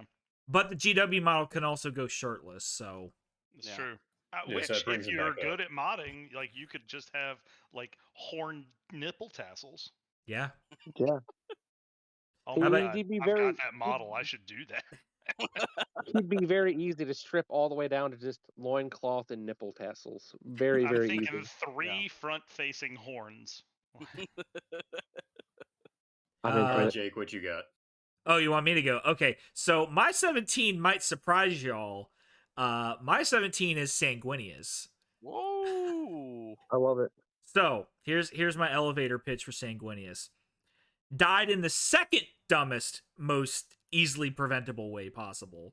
He just yeets himself into Horus like we've all seen the meme of I'm going to fight Horus, rolls 10 ones and just dies. Oh, yeah, like so I love Sanguinius. He's a great Primarch. I think he's super cool model, like fucks on the table. Like I think he's one of the only models in the whole game that's weapon skill fucking 9. Like okay. Oh, Russ and Angron both are too. Okay. Like okay. But he's just his lore. I mean, I think the Blood Angels get shafted in the Heresy in general, where we like don't get anything from them. They get Fear to Tread, and they get a couple of other cameos in other books, and that's fucking it until the Siege. They So fought like, some bugs. yeah, they appear in the first fucking book and get absolutely fucked by space bugs. So like, And then they get fucked on Molech. They get fucked on. Well, yeah, those guys. We're not going to talk about Vengeful Spirit. But like saying so with that in mind, with the Blood Angels getting shafted and that they get like no screen time whatsoever, Sanguinius is just such a boring vanilla character. Like, oh, he's the tragic hero, he's the melodramatic fucking Romeo to the Emperor's Juliet. Like, everybody fucking likes him. He's boring as shit as far as his character goes. Now, I will say, I left a note here. So he dies in the second dumbest, most easily preventable way possible, right after Ferris. But I reserve the right to amend this position based on how the Siege of Terra books end up shaking out. In before the Emperor kills him for some reason and then blames Horus retrospectively. So, I reserve the right to amend this list once the Siege of Terra books conclude. Oh my god! Now that you've put that out into the universe, I'm imagining it coming true and watching Crusade and Heresy just literally light itself on Just fire. implode. Which I'll be grabbing my fucking popcorn. Like, I'll be fucking I waiting won't for even it. be on the internet. I'll just be walking down the street, maybe outside, just like enjoying the nice weather, and like I'll fall to my knees. It's like a billion neckbeards cried out in pain, and then we're suddenly silenced. Just like, I don't know. He gets so little screen It's gonna time be in the that Heresy. scene We from don't the end of even know Terminator. him well enough to have an opinion about him. Like, So he gets a lot of time in the Imperium Secundus stuff. does he though? Does I he mean, really? Like, more than you seem to be like letting on. it's mostly Gilliman's opinion about him. Like, we get like a couple of paragraphs of like inner monologue from Sanguinius. Like, he goes and takes a flight and thinks about his place in the universe, and that's kind of it. He's just like, I should buy fair. a boat. Sorry, You God, should buy a boat. What am I even doing with my life here? Which I mean, there's a lot of that from him, yeah. there's a lot of sins in Imperium Secundus that I will lay at others' feet, and don't worry, I will. But I don't think Sanguinius gets Imperium Secundus laid at his feet. I think he gets fucking shanghaied into that shit. Yeah. All right, Jack, what you got? 17. Alfarius. Fair. Who, why, done. That's it. That's Literally who? Who? Don't know who, don't know why. We're done with it. That's it. All right. Moving on to number 16 then. I've got Fulgrim. I think his rules are super lukewarm. Again, he's one of those book one guys. I think he has the worst Primarch model. The pose is off. The face is unforgivable. Just god awful. I'd say the face is bad. The pose only makes sense if you have him next to Ferris. Yes, but at the same time, like, usually you're not gonna if you're gonna have him on the table. I also think like the Reflection Cracked was just such a train wreck of a story on the tails of the I novel. thought that was Fulgrim. I thought that was a fucking gas, dude. I enjoyed the shit So out of like that short on its own, story. it wasn't that bad. It was just like, oh, we have this thing about Fulgrim has been taken over by a demon in the end of the last novel.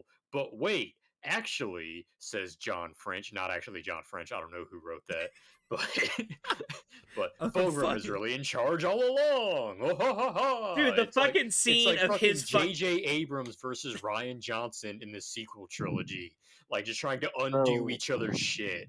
Dude, the Fulgrim fucking is Theo. scene of his fucking Legion playing Operation with him is fucking priceless. Yeah, also, like, that's what fucking the great. fuck was that? That was fucking great, is what that was. It was just like unhinged lunacy, and that's what I fucking want out of the Heresy.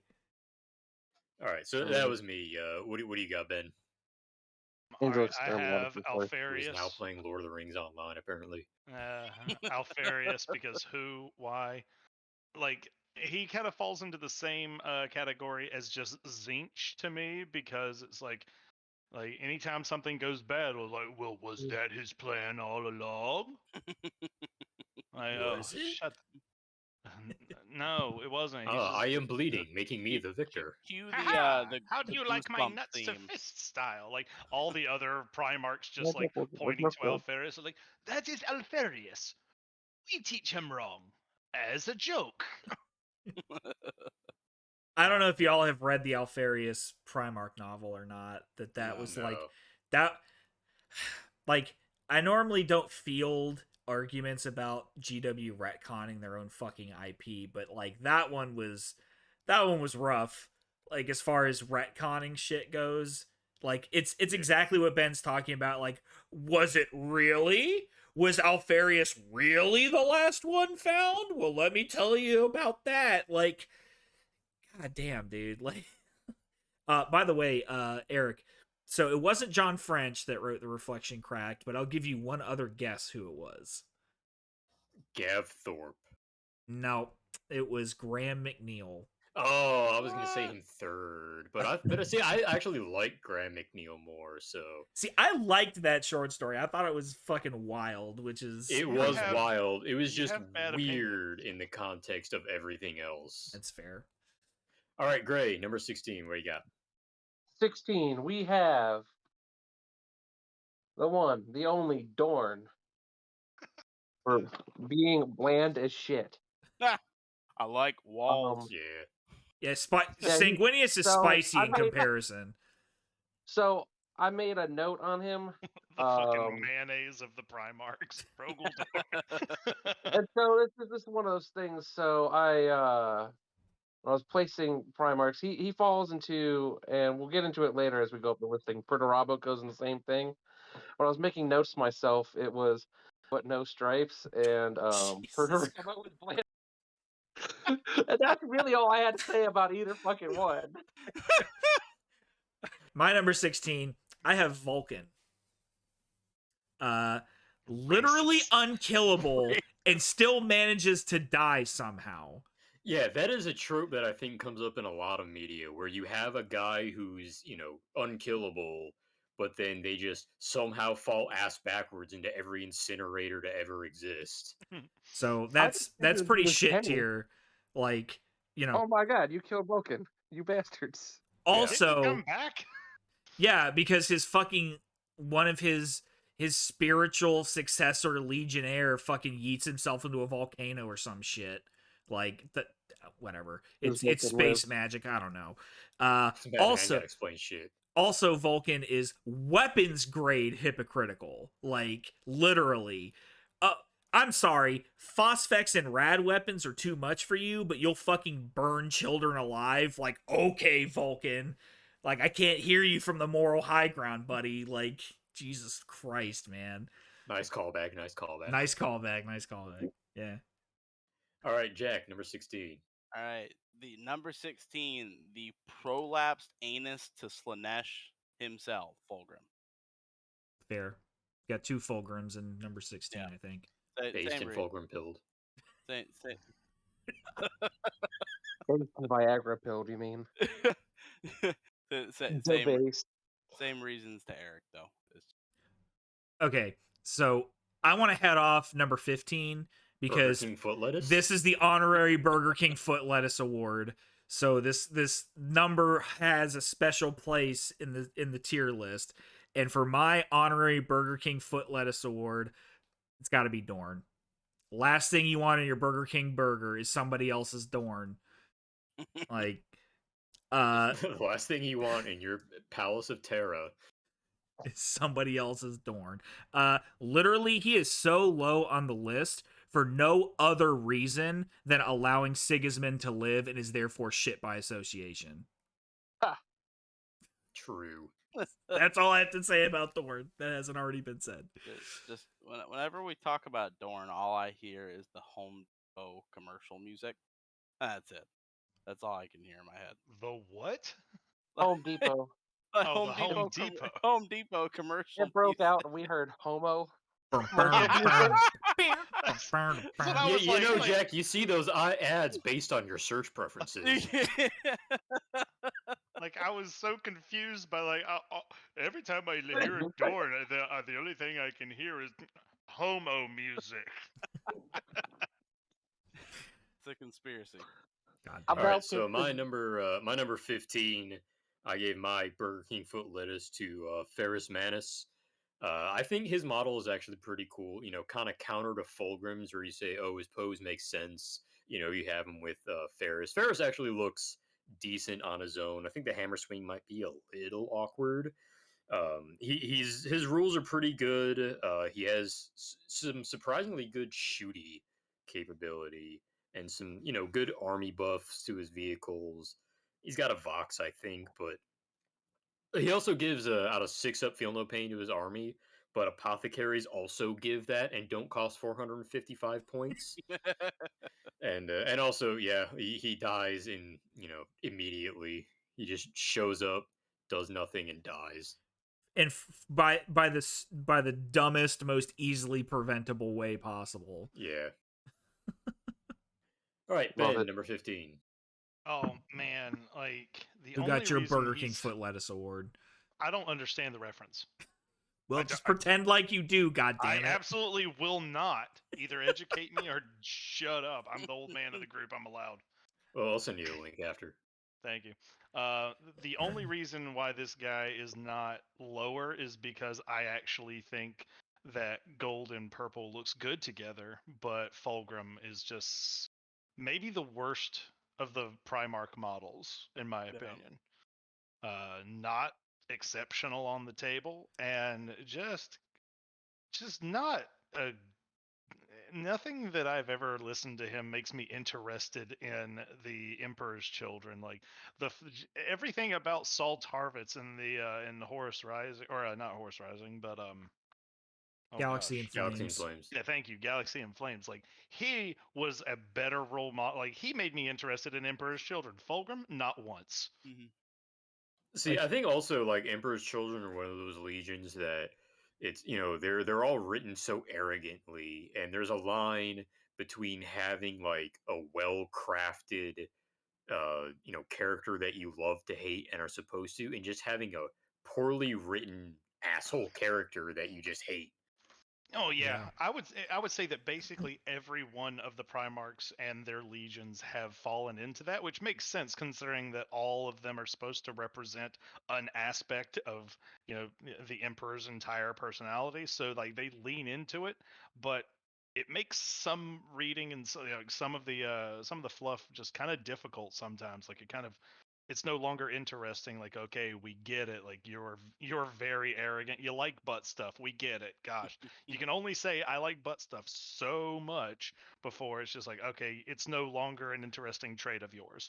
Yeah, we get it. Lucius needs to spread that thing open a little more. Oh God, just flay it open just a little bit. Yeah, I think in Horus Rising alone, I think Eidolon and Lucius did enough of a job that I don't think I will ever play Emperor's Children for any fucking reason. Yeah. All Which right, isn't great. Fulgrim's fault, but Now that we've all finished shitting on your boy, who do you got at number 15? At number 15, I have Corvus Corax. Ooh. Um, Okay. So Yeah. keeping in mind having never read a Black Library book, because reading is for fucking squares.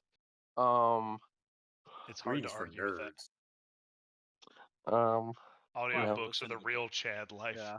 That's why I I'm listen over to here books I don't read. based and illiterate pilled.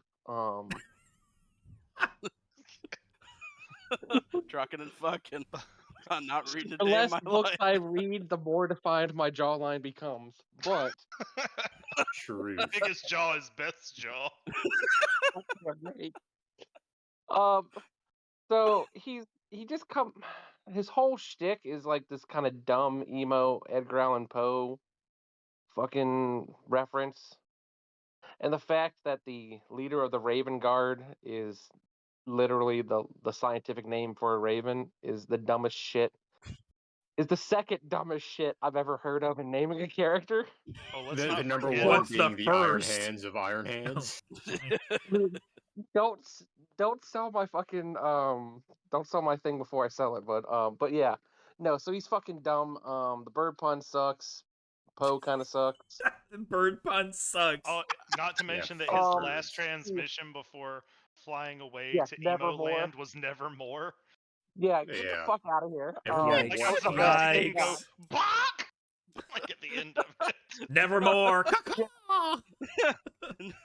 Like when I picture him interacting with people in my head, I actually picture Bird Person from Rick and Morty. It's not Plus, inaccurate.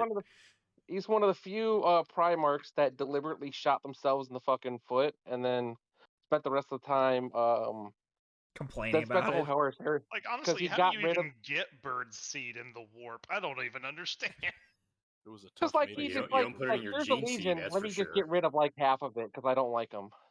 I Mm. don't know him, but I don't like him. Get rid of half of it, and then spends the whole horse heresy. Oh man, I killed off the remaining half, and now I have no armor. My Whoop. legion's about to die out, Dad. Help me. Well, maybe you should have thought of that before you fucking yeeted half of them into space, you dumb fuck. Like, Oh no, my sudden but inevitable lack of dudes. well, if it Fuck isn't you, the Korak. consequences of my own actions. Exactly. Fuck Yeah. Korak. All right, Jack, number 15. Who you got? I'm gonna go with Dorn. Yeah. Just, 2 like, Burger King foot lettuce awards for fucking Dorn. Let's go. That's a Like- Wombination combination if I ever saw one. it's You guys really like, overrated him. Really, you couldn't have said like that's a whopper of no. Come on, like it's that's some flame-kissed bullshit, is what that is. your color scheme's great. Everybody loves a super saturated yellow. But Jesus fucking Christ, like, could you make the character interesting at all?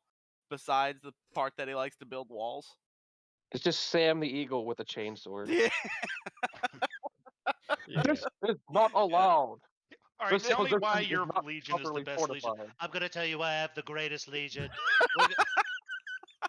We're gonna I'm build gonna a go back wall. to Terra. I'm gonna build the greatest wall. We're gonna keep out all the Xenos. There's not gonna be any more Xenos.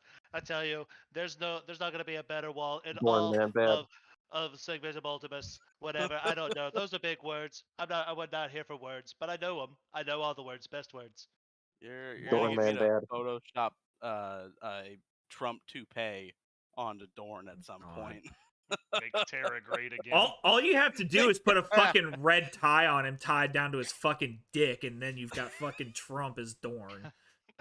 Also, God, I does that mean that Eric is Sigismund? Oh God. All right, Number 14. 14. So I've got Mortarion. So You're you know, we wrong, talk about Mortarion. Lorgar getting cucked by his own legion, but good God, like Mortarion is almost worse because at least like they made it seem like it was Lorgar's idea. Mortarion literally just gets blindsided and is like, "How could you, Typhon, my brother, have done this to me?" And you know he does the whole, "Oh, I hate sorcerers, but I'm just gonna start doing it myself," and just say that it's like math or some shit. It's just math. Yeah, it's literally what he says when he Sounds like summons a rough. demon, and I forget what the short story is. The fuck is this Adventure Time rules? Basically. Mathematical, they're demons now. I think his model is, I mean, it's about as good a pose as you can get wielding farming equipment as a weapon. See, Mortarians who should have had the like stoic, like not in combat pose, just with like holding silence. Yeah, that would have been would've cool worked. as fuck. Yeah. As far as his rules go, like they're you say that. solid. You say that, but if they had made that model, you would have been like, God, it just looks like the Grim Reaper. How fucking in Well, your yeah, face do they have duh. to be about it? God. Sanguinius is just Saint Michael. Like, I'd be fine Yeah, with but I've not read the Mortarion. Bible, so I don't know that. Everyone knows the Grim Reaper. Grim Reaper. Grim Roople. Anyway, so Grim his Ripples. rules are good too. Like they're Grim pretty Ripple, the new solid, Flames but of I Ice feel Lord. like it wants you to have him be like real fast and out ahead of everything on his own with that shadow step rule, and which just seems really counter to how the Death Guard normally play. Yeah, if there was gonna be a Very Primarch, slow. if there's gonna be a Primarch, I was gonna pick to have like a fucking shadow blink. It wouldn't have been fucking Mortarion. Yeah, no kidding. No. Would have been Kurz. It would have been Korax. It would have been Alfarius. Like, And my final point on him is like you get, again, I come back to Angron, like you get why some guys turn traitor, but Mortarion literally makes a deal with the Emperor's like, all right, I'm gonna go, you know, fight my fostered father, and if I lose, I'll come with you. And he was hella losing. And the Emperor shows up, finishes the guy off, and Mortarion thinks then, I will always hate you. It's like, bro, like, stand the fuck up. You lost. Get over yourself. I had him. I swear. Yeah, I was gonna use No, the Bell. acid of my liquefied lungs to spray into his face and kill him that No, way. you need to win. I was You gonna just finished off continue to Kill Steal. repeatedly ram my face into his fist until he got tired. Yeah. Alternate Jake. take. Simpson? Emperor to steal. Kill stealing. Fuck. Alternate Bill take. stealing. All right, Jake, who you got? 14. Number 14, we've heard him before, Alfarius. He's ranked right above Dorn because he's only slightly better than Dorn, but he still got killed by Dorn, someone ranked lower than him on the list. So I mean, he's got to be shit tier by association. And note I have for Alfarius is entire existence is an overdone, beat to death, shithead edgelord meme, which was all a narcissistic ploy to get his entire legion to copy him in as many ways as fucking possible. Sounds like it should be on a Cards Against Humanity card. There's a lot of it's long enough to be. really Yeah. All right, Just- Ben, 14. Who you got? I am Alfarius. That's all I have to say about that. At 14, I have Perturabo, because while I think that his model is cool as shit, I actually like he's probably one of my favorite Primarch models, and his rules are actually pretty good on the table too. Iron Warriors and the people who play them annoy the shit out of me. Looking at you, Chris. I'm looking at you, Chris. Doesn't matter People that who annoy you.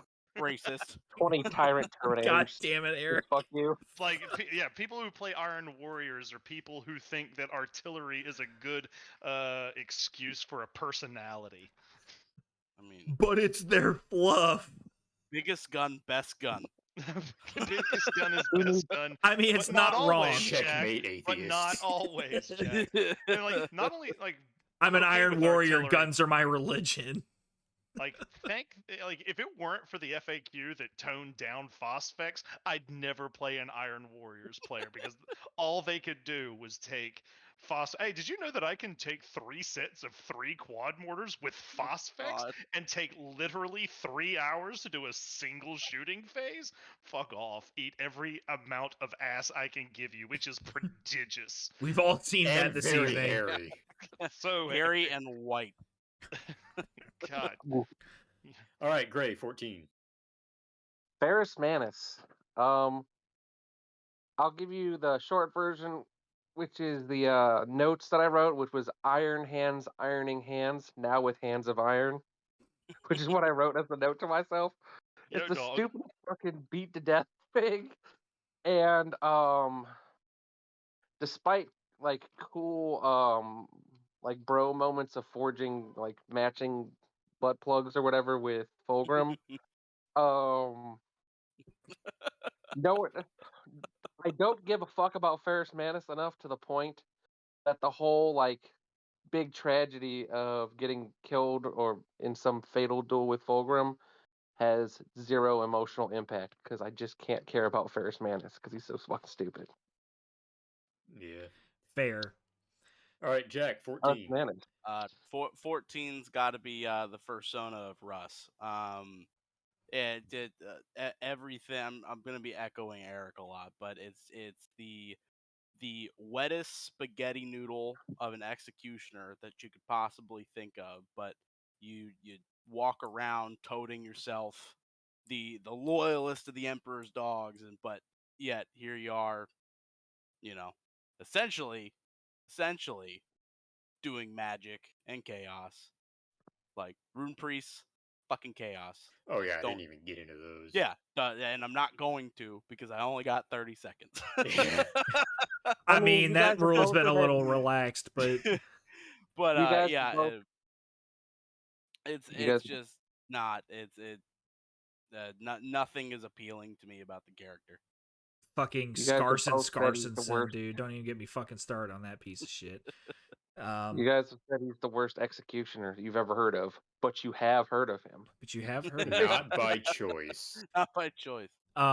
Was that everybody's Jack 14? Sparrow, Yeah. Are you Okay. eager for 13? I'm eager for 13 just All right, because I'll it's let gonna you go be first. it's gonna be an Ready. easy lead in because I have Russ at number 13. Like failed at the literal one fucking job he had. Like he's definitely over 3 on fucking executions, Mr. Executioner. Like, come on, man, you got your fucking ass beat by Angron, who's like literally so angry he can't even fucking think straight. You lost to fucking Magnus. I mean, that's fair. He had space magic, but like again, he kind of Which is bet stronger than regular magic, by the way. kind of as Eric Because said, of the lack of gravity pulling Well, it Russ had down. regular magic.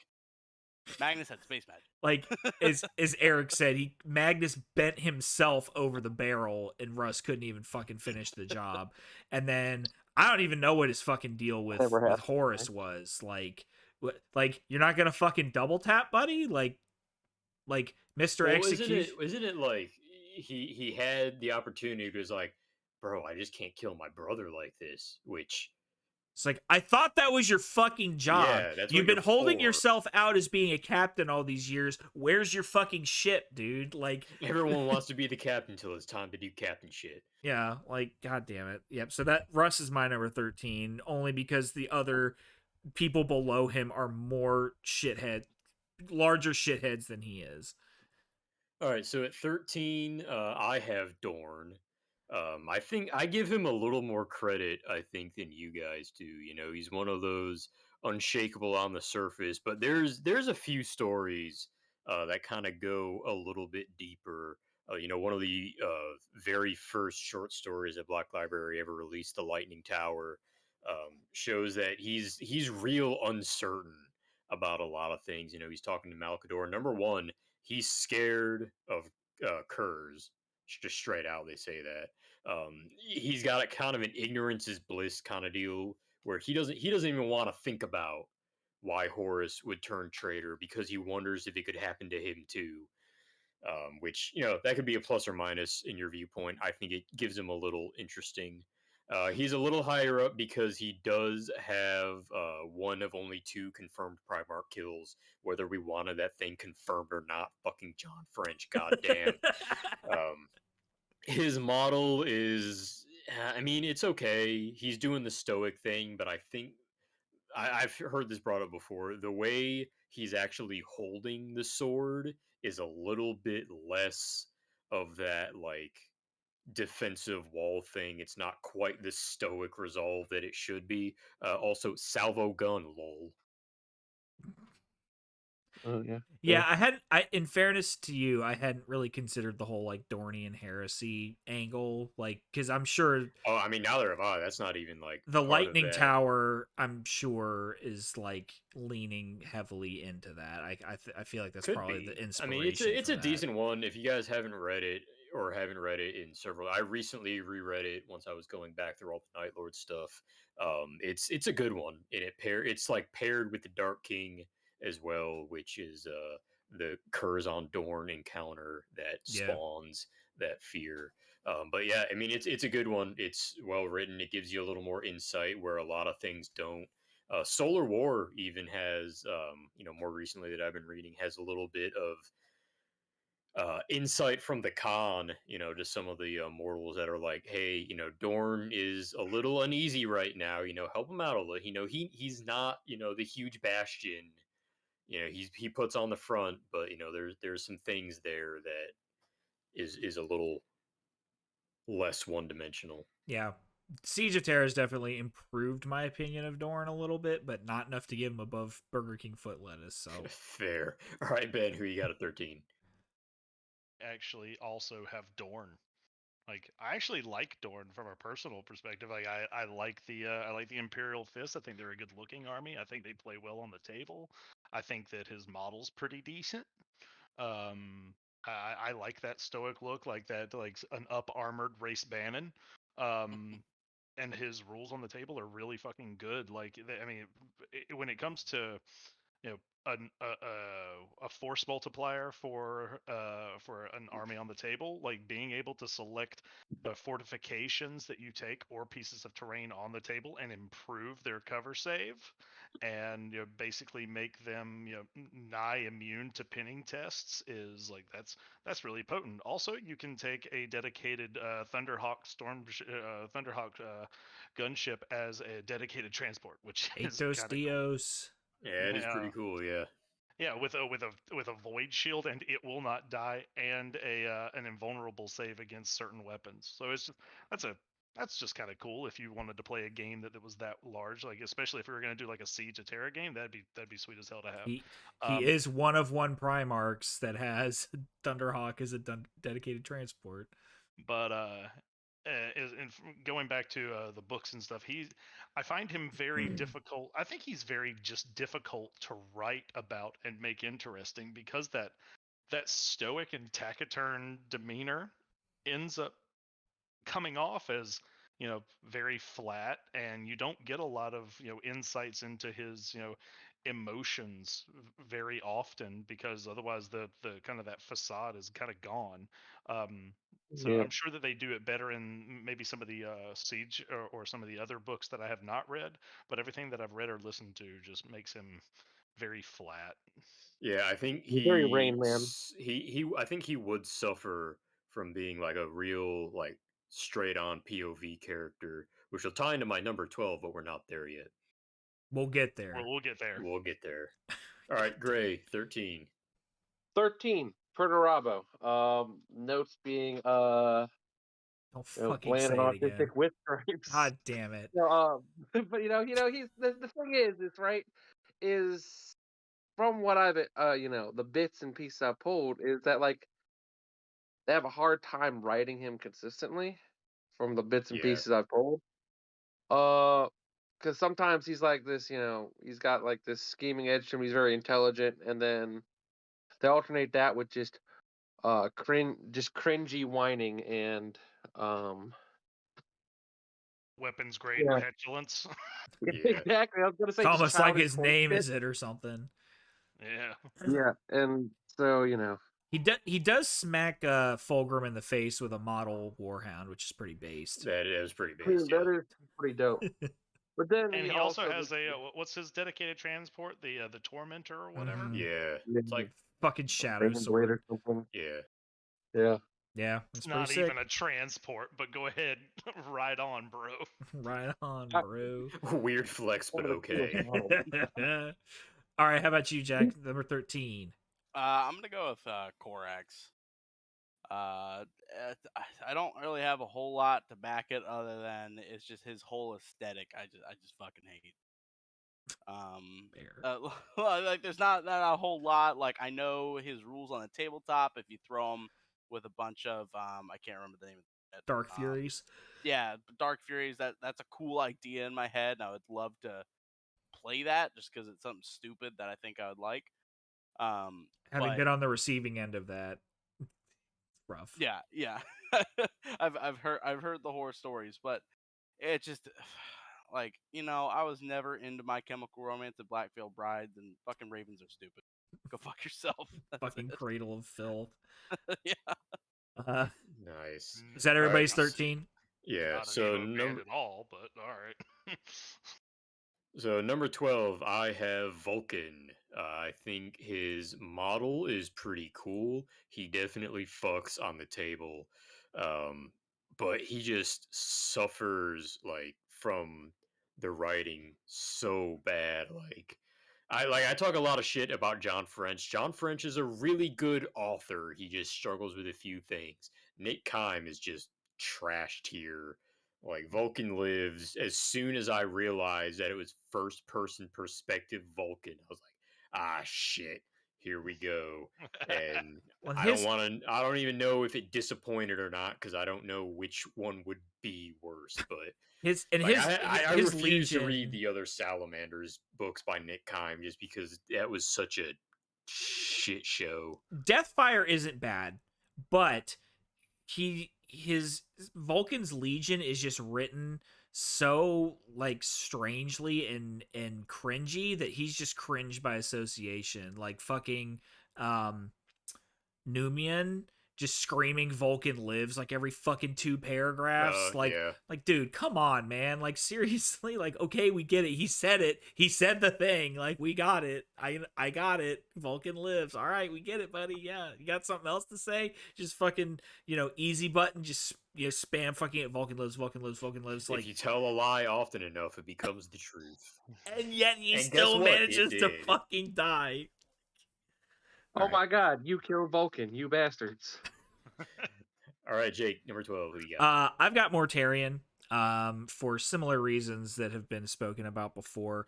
Self-righteous hypocrite that takes pride in it. Some of the Siege of Terra books, he's like, yeah, I know what I said, but like this warp shit kind of fucks, so like I'm kind of okay with it now, I guess. Well, by then he's a demon and kind of Right. doesn't have the ability to say otherwise. Yeah. And falls to Nurgle of all fucking things. Yeah, right. Like, okay, bud. Like, Fulgrim, Slanesh makes sense. Kind of, the snake in the grass, whisper in his ear. Angron to Korn, okay. Like, that's kind of a, A to B destination. Tzeentch fucking making a deal with Magnus and tricking him. Wow, guess who saw that coming? He fucking did. Like all the other ones kind of make sense. I mean, other than the Mortarion came from a poison planet, like fucking sipping poison and breathing noxious fumes or whatever the fuck. Like, other than just that, huffing glue and paint. yeah, like how do you let Nurgle trick you, man? Like, how does that happen? Unfortunately, I will seems say, like a happy bro. Like, I will say, if you guys have not read Buried Dagger, the actual like transformation scene is really good, because that is the one where the Legion falls to Nurgle and Mortarion becomes a demon prince. That scene is actually written very well. Okay, so reserve the right to change this after I read Buried Dagger, because I haven't got. I don't think he will, but because the whole thing is, like I said earlier, Typhon just cucks the Legion. Sure. So then, all that being said, all this, self-righteous hypocrisy, leaning into the warp shit he does, and yet still gets his ass beat. So, he's in the bottom half. All right, Ben, 12. Corvus Corax. I think his model looks pretty dope. From what I've seen of his rules, does pretty good. One of the first audiobooks that I ever listened to in the Heresy was about Corax. I cannot remember the name of it to save my life, but it was basically him on Istvan, using his ability to stay hidden, and just kind of his thoughts on everything and how things had kind of gone to shit. And like he was actually pretty well portrayed. Like he ended up like tearing the sponson off of a predator and like fucking up all the dudes inside. Has a fucking power whip, just slicing up cataphracti left and right, which was neat. But realistically, that's his playstyle is not at all what I enjoy, and the aesthetic and like Gray was saying earlier, like the Poe, like there's a lot of connections for basically all of these Primarchs, but man, his are so ham-fisted at times that it's just, man, that one's rough. Come on, man. And just the Nevermore line will never not be dumb to me. Yeah. Super all right, cringe. Gray, who you got? For number 12, we got Horus. Okay. And Continue. Go on. Hasn't read a so Black I'm going to Bond back this. I'm gonna just one thing I'm going to say to justify this is one, not having read a full Black Library Here we book go. back. My you like source the is I audiobooks, bud? made it the fuck up. It was revealed to me in a dream. But the 1,000-foot view is, he's kind of the generic bald bad guy in many ways. Like his Legion flavoring is that we're good at everything and we're the bad guys, and that kind of that's carries fair. through. So one of the things that I think about And his heel Horus turn is very Revenge of the Sith. yeah. So one of the things about Horus is that like the Sons of Horus have this all gang culture thing going, and I guess you can look at Horus as like a mafia boss, but he really doesn't feel, No, he doesn't. that way, the No. same way like some of the other Primarchs fit. Because So reading through all the Black Library, like you have to it puts a perspective, like at least those first 3 books, right? That puts that Yeah. perspective on Horus that this was not what he wanted.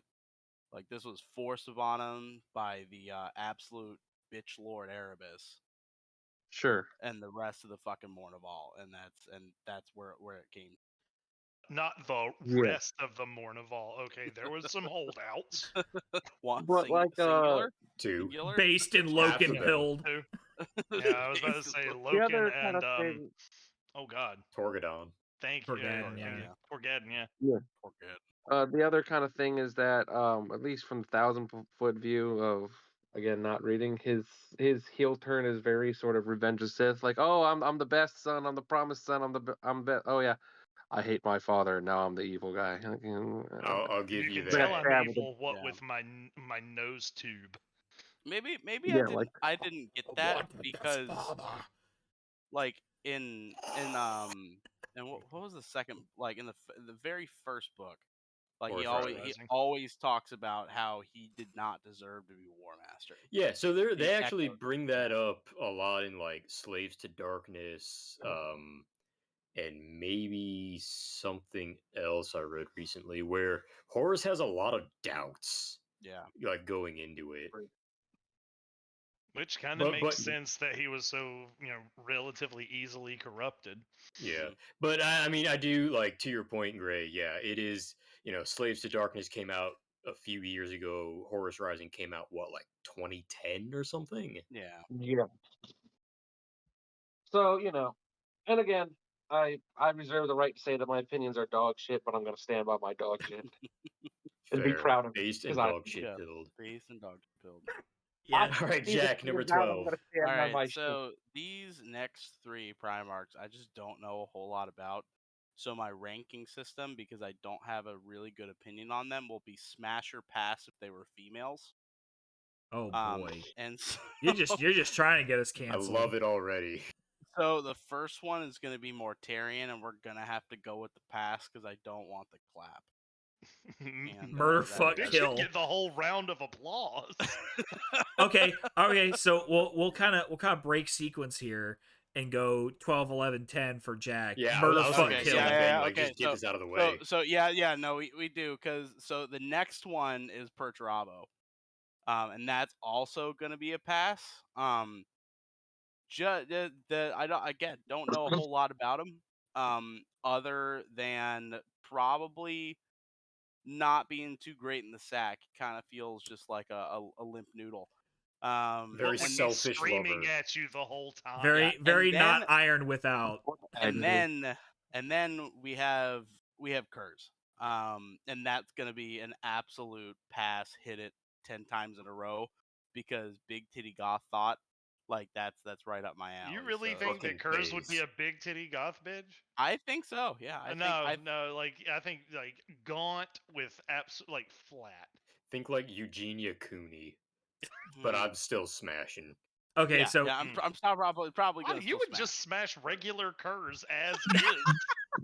Faced and skeleton pilled. like you take off those power armor pants and be like, oh, thank God, there's a vagina. I'm gonna change the game a little bit. Instead of smash or pass, I'm gonna murder, fuck, kill. Or marry, fuck, kill. Excuse me. Excuse me. Marry, fuck, kill. Marry, fuck, kill. Marry, Sorry. Just like kill. murder fuck. Um, Oh, that's just one category. All right, Got it. Jake, number 11. I guess you got it. marry, fuck, kill. Probably gonna marry Perturabo just to let him fucking just manage my finances and just be the fucking accountant. Probably fuck Kurz and kill Mortarion. Yeah. And to lead into my number 11, if that's the way we want to go with this, I actually have Kurz as my number 11. Biggest martyr complex of all fucking time, and pizza cutter Batman, all edge, no point. Damn. Yeah. But unlike Batman, still has a dad. Fair. Dad not dead. Just Yeah. vegetable. Like I've Just mostly. I've listened to the, which I highly suggest. Like, okay, we some of us feel some kind of way about ADB on this podcast, one for for better or for worse. And anybody that hasn't, I highly recommend reading the Night Lords trilogy. Which, yes, they are technically 40K novels, but there's a lot of heresy shit going on there, and I think they're some of those are more heresy than heresy novels in my. I mean, it's definitely on my list to read. And I've read that series like 3 to 4 times now, and I still don't understand the point Kurz was trying to fucking make by like allowing himself to get assassinated. Like I don't get it. So maybe I'm So just that, fucking that stupid. they go into that a but lot in his Primarch novel, which I highly recommend. But Yeah, I have not read that. That's in neither here nor fairness. there. But yeah, Kurz is my number 11. Pizza Cutter Batman, all edge, no point. All right, my number 11. I think I'm actually. Never mind. Not the last to mention him. I have Korax at number 11. I think the whole guerrilla warfare, and I spell that with an O, is pretty neat. I like his superhero landing on his model. I think they do the windswept hair thing really well. Like his rules. So this is another thing where like it's similar to how Russ, gets to choose whatever he wants to do. Um, but when you choose like one of Korax's fighting styles, like you really are giving up something for that turn. You don't just get it all, but there's some neat stuff in there. Um, I do like the fact that he spends millennia hunting Lorgar within the warp, nevermore nonsense aside.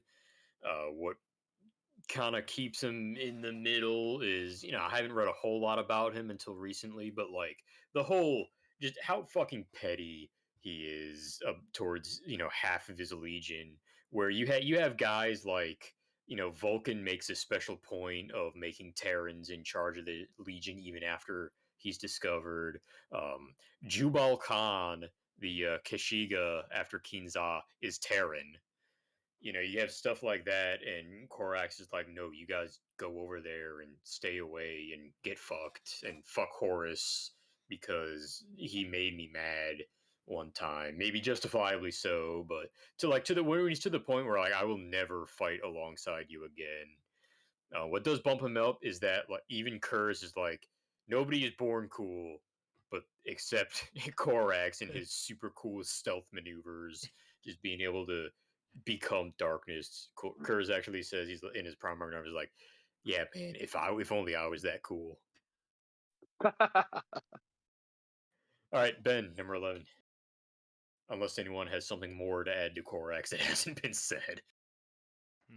I mean, it is kind of cool that he tried to make his own army of Cronenbergs, just like Rick and Oh yeah, Morty did. what the fuck was that? I never read Deliverance Lost, but actually, what the fuck was that? Yeah, somehow Korax knows how to genetically modify shit to make new Well, legionaries super Or quick. not. Boy, does he not! No, he after the losses suffered at Isfan, he tried to replenish by augmenting and genetically modifying some Which, dudes, as pointed out and previously, he's got half a fucking legion out there that he chose to fucking ditch. And he still So- never called them. yeah, Still never calls them. it just didn't work out. So, Well, anyways, my and- number 11. Go ahead. Alfari, the Alpha Legion fuck with the genetic modification, and that's where the Cronenberg shit comes in. But also, like, what the fuck? Oh, good, Yeah. more Alpha, more Alpha Legion. Like, Get the oh, fuck out of here. we need a plot device, Alpha Legion. Like, god damn it. Fuck out. It's also Yeah, why they are- Alfarius was so low on my list, because, like, plot device, Alpha Legion. Like, It's like Deus god Ex damn it. Machina, but reverse. Yeah. Yeah. So my number Yeah, 11 is that's Ferris cool. Manus because there's really not because he dies so early. Like really, there's not a whole lot of compelling, lore on him that makes him super interesting. But I really like the aesthetic of his model. I think that even though he was one of the early, I think he was one of the first loyalist Primarchs that they they released. I thought they made a fairly dynamic model. I like it. His rules on the table are pretty good. I really like Iron Hands, and that's why he's not any further down. Okay. Fair. All right. Jake, Gray, number 11. Number 11, the Lion. I think he's just fucking boring, honestly. Fair. He's edgy space knight. He's also one of the only Primarchs to get punked out by a regular fucking human being. I don't know. As our Tim Henry. conversation tonight has proved, I think there's several Primarchs that get punked out by normal human Was beings. it Alfarius got stabbed? Lorgar was Lorgar. Lorgar was Lorgar. Angron had Latara.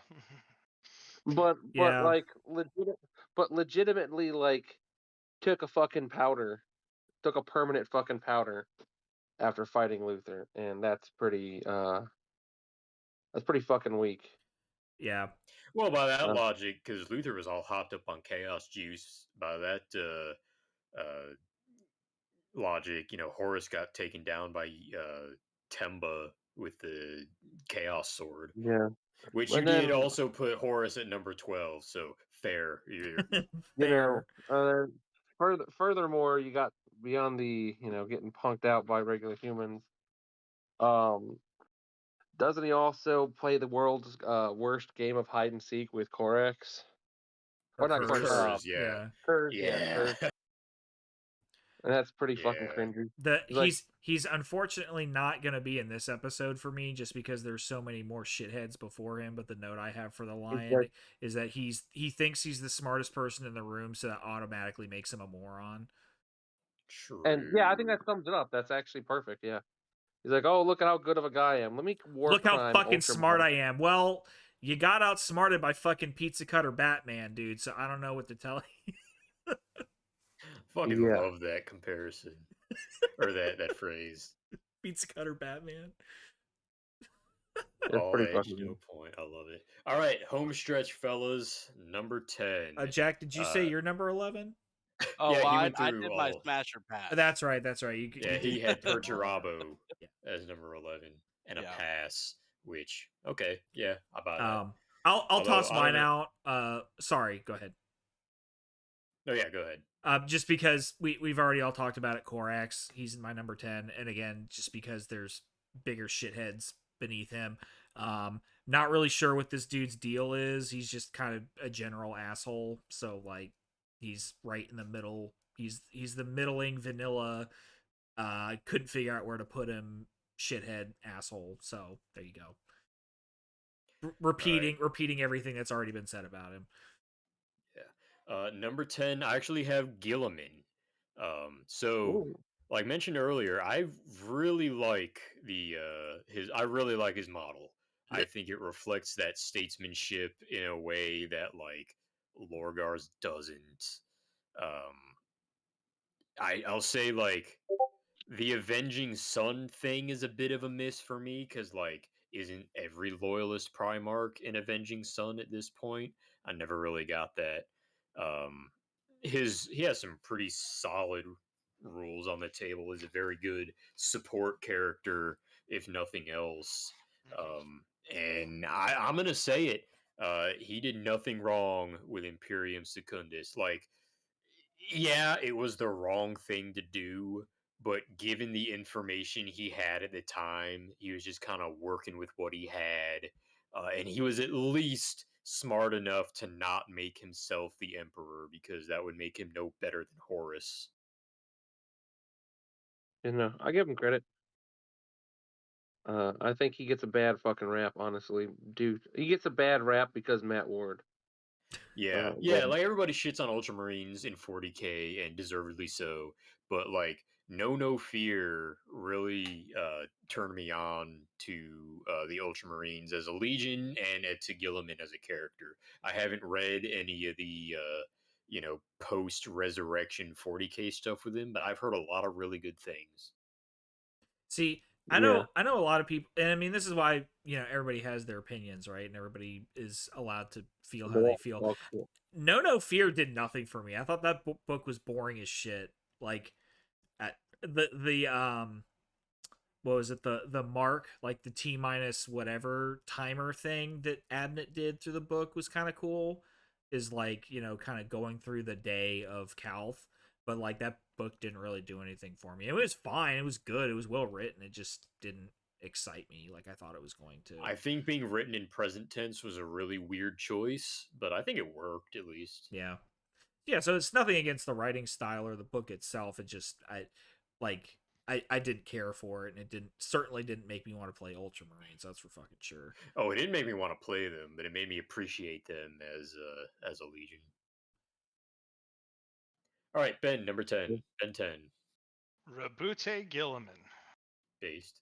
Yep, I actually agree with what you said. I think that his models, they can't all just be action poses, and I think he's got that stoic look to him. I like his 30K model well better than I like his 40K model. I think they went a little bit too heavy on the filigree on the 40K version, but You don't fucking say. now, a few years ago, I would have fallen in with all of the just Ultramarine haters from my 40K experiences. But after reading the Rise of the Primarch trilogy and the and his Dark Imperium, his Primarch novel, like okay. I actually changed my opinion. Like so I know you haven't read much of the post resurrection stuff, but like I like how they did it where he came back and he was pissed. He was so just over what the High Lords of Terra had done, what the people had turned his father's legacy into, and like just the royal shit show that everything was. And so he was like, I do not want to be in this position. Unfortunately, there's literally no one else that has even a minute capability to do what has to be done. So he just takes control and starts going to town against somehow even more overwhelming odds than are always present in 40K. But on the tabletop, he's a great support character. He's definitely not gonna win many one-on-one Primarch fights, but if you I don't know. I think he might. not many. Like in my opinion, he's got some decent weapon abilities, and he can switch between using the the Hand of The Dominion and Gladius and the Gladius Candor. and Candor. Yeah, I couldn't remember the name of that. So he can switch without really any issues. But just his abilities as a force multiplier make the whole army just way better. I will say, like one lore point against his favor was the fact that he decided to actually put Kurz on trial in like fucking live television, and you can just fucking guess how that went. Yeah. Kurz almost killing 3 Primarchs in a single evening. Well, not even that. Just like you talk about Kangaroo Court. That was some bad judgment call right there. I mean, yeah, yeah. All right, Gray, play us out. Number 10. Number 10, Lehman Russ. So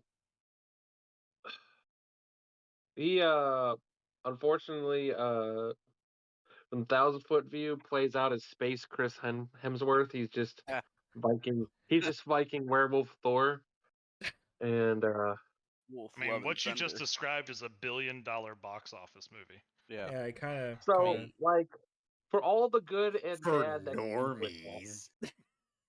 yeah, Cringe base. onions. and like as much, and you guys have belabored to death the fact that he's the worst executioner you've ever heard of, but you've still heard of him, and like half the fucking drama in the 40K setting comes from fucking beef involving Lehman Russ. So he's that girl that starts shit at the club. Or Becky. he's fucking Eric. He'll start shit and then just like walk away. I do give him credit for challenging the Emperor of Mankind to a fucking kegger. I'll give him credit Yeah, for that. I'll grant that. That's straight out of Norse mythology, and I respect it. Yeah, so for what that's worth, and that's why he's kind of in the middle. Like he's fucking silly, but he's silly enough in the right ways that I don't hate him. So All right, so just a quick recap for the viewers. Jake's list, he had Ferrus Manus, then Sanguinius, then Vulcan, then Dorn, then Alfarius, then Russ, Mortarion, Kurz, and finishing out at number 10 with Korax. Ben had Lorgar, then Angron, then Alfarius, then Fulgrim, Perturabo, Dorn, Korax, Ferrus Manus, and number 10, Gilliman. Gray had number 18, Alfarius, Magnus, Dorn, Korax, Ferrus Manus, Perturabo, Horus, the Lion, and Russ. Jack had Lorgar, then Alfarius, Fulgrim, Dorn, Russ, Korax, Mortarion, Perturabo, then Kurz. And I had Lorgar, then Russ, then Fulgrim, Ferrus Manus, Mortarion, Dorn, Vulcan, Korax, and finishing with Gilliman. Some interesting characters that are appearing in the lower half of pretty much everyone's list. Yeah, it sounds like every single person had at least Korax and Dorn in their bottom 9. Yeah. And most of us had Alfarius. I think, yeah, I'm the only one who didn't have Alfarius in the bottom half. I think I'm the only one that didn't have Fulgrim in the bottom half. You are, and the only one who said Sanguinius. I'm the only one that said Sanguinius. See, like, because I wanted to head it off because, like, Blood Angels are my legion, and like, I don't want this to be a bias thing. Like, I want to play Word Bearers. You think I'm gonna sit up here and fucking defend that shit? Like, no. But Lorgar didn't make it into my bottom 9 because he's fucking based, but A based cucklord. look, man, we'll get there. We'll get there. We'll get there, but not this time. Next time. All right, so we can just assume, and for the next 2 weeks, that Jake enjoys like the art of cucking, just enjoys it. We'll just assume he has Lorgar at number 1, and the reasons for which are your Yep. own to I mean, decide. I mean, I but think here's the my thing, number about 1 Jake, might he surprise could end you. this right now. He won't, but he could end this right now. I'm not gonna lie. I would say no balls, but we all know that isn't true. I'm not gonna lie. I'm with Jake. I scored Lorgar quite high, honestly. I think my number 1 might surprise you. Yeah, neither Gray nor Jake had Lorgar in the bottom half. I think all of us had Russ in the bottom half except Ben. I'm surprised I'm the only person who had Magnus in the bottom half.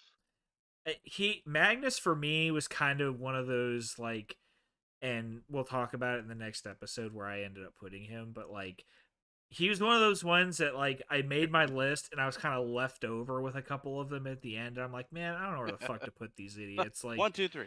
Yeah, just like, here, I'll put him here. I'll shuffle some people down. I'll move some shit around. Like, I didn't know what the fuck to do with Magnus. So. Yeah, my post like after Mortarion, like the whole Dorn, Vulcan, Korax, and Gilliman, they kind of all maybe not could have been in any order, but yeah, it's gets a little tricky choosing exactly where. Yeah. Yep. But the middle 10 are pretty just mutable. Yeah, I think the top 5 and the bottom 5 are pretty easy, and then the middle 10 are just kind of like, okay, what shade of asshole do we have here? Like, I mean, I had a hard time just not putting Erebus 4 times in the bottom. Might as well be a Primarch. So secret 21st spot. Listeners, what do you think? What's your Primarch list? If you want to leave one in the comment on the YouTube page or send us an email, we'll compare and contrast. If you want to, be public defender, appointed counsel for any of these Primarchs that we shit on, feel free to write into us. We'd love to discuss further. Always up for a debate. We are master debaters. And or any other things that you want to talk about, any of our picks of the week. Are you excited for Heresy 2.0? You want us to talk about, do you want us to talk about playtest stuff? Because we could, for whatever our opinions are worth on that shit. Or maybe Almost nothing. yeah, whatever our opinions are worth most of the time, take even less of that because it's not even official, real shit yet. But if you want us to talk about what our thoughts and feelings are about that, or experiences with our games that we've played so far, or anything else you want to talk to us about, just drop us a line, YouTube comment, or argeltalkpodcast@gmail.com, ARGELTALK podcast@gmail.com. Just drop us a line and we'll talk about it. Or if you want to do like Eric did with the Eye of Horus guys and drop a fucking, Chaos is Christianity manifesto and have us fucking read it on the podcast. You got some fucking unhinged ramblings. Always good for a Imagine that you manifesto. wrote that while you were out, like in the middle of the bay or something. Like you were doing your job. Partially. But just sitting out there like fucking what's his name? Willem Dafoe in The Lighthouse, just going slowly crazy. Look at me, posting cringe. But thanks, Jack, for coming on for the first time. I think you made a fantastic debut coming up with a Primarch ranking list that you were not asked to prepare ahead of time. So good job thinking on your especially feet, because buddy. now you're contractually obligated to come back for the second half. I am. I think anybody listening to this podcast will just simply stop if I don't give my top 9. Yeah, despite your physical infirmities, you really stepped up. There will be at least 3 more Smasher passes, so that's something to look Yeah, forward cannot wait. That's one way to do it. Just treat the whole list as 3 or however 6 rounds of murder, fuck, kill. God damn it, Mary, fuck, kill. God damn it, fuck. Murder, fuck. I don't know why I can't get that shit right. I'm concerned for your fiance now. Yeah. This is where I'd go on my honeymoon if I had one. That fucking Freudian slip. Do you just murder, fuck, kill in the murder shed? That's man, so while you murder and therefore murder fuck. Like we've talked about wanting to do like battle reports or making some kind of video, or I don't know what the fuck we want to do. And some kind of shit, I don't know. And I so very much want to make the name of that video series Party Time in the Murder Shed, but that's so close to Hobby Time in the Murder Basement, and I almost want to email the guy and be like, look, man, like Murder Shed just rolls off the tongue. I came up with this in a vacuum. It's not your shit. Like, is this going to be a problem for you? Like, I actually have a murder shed. I don't know how murdery your basement is. We actually have a murder shed. Like, we've committed a lot of murders. I've killed a lot of people. There's been a lot of satanic rituals happening in the murder shed. The violent crime history of the city I live in, please do so.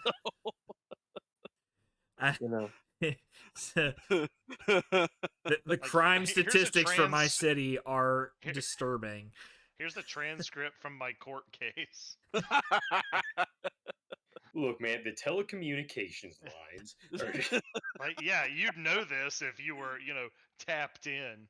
Oh, this is complete nonsense to the podcast, but just as a quick aside to my co-hosts, I walked past the front of that house and there is no shit fucking like tin foil in the fucking windows. Oh, pigs, no. or it didn't happen. I swear on my life. Which is worthless. We know what that shit is capable of. That's worthless. I will say, apparently the murder shed is where good dice rolling goes to fucking die, because holy fuck. Yeah. Oh man, I wonder if I can roll piss. Roll piss in the that's the video series. That's what it is. Roll and piss in the murder shed.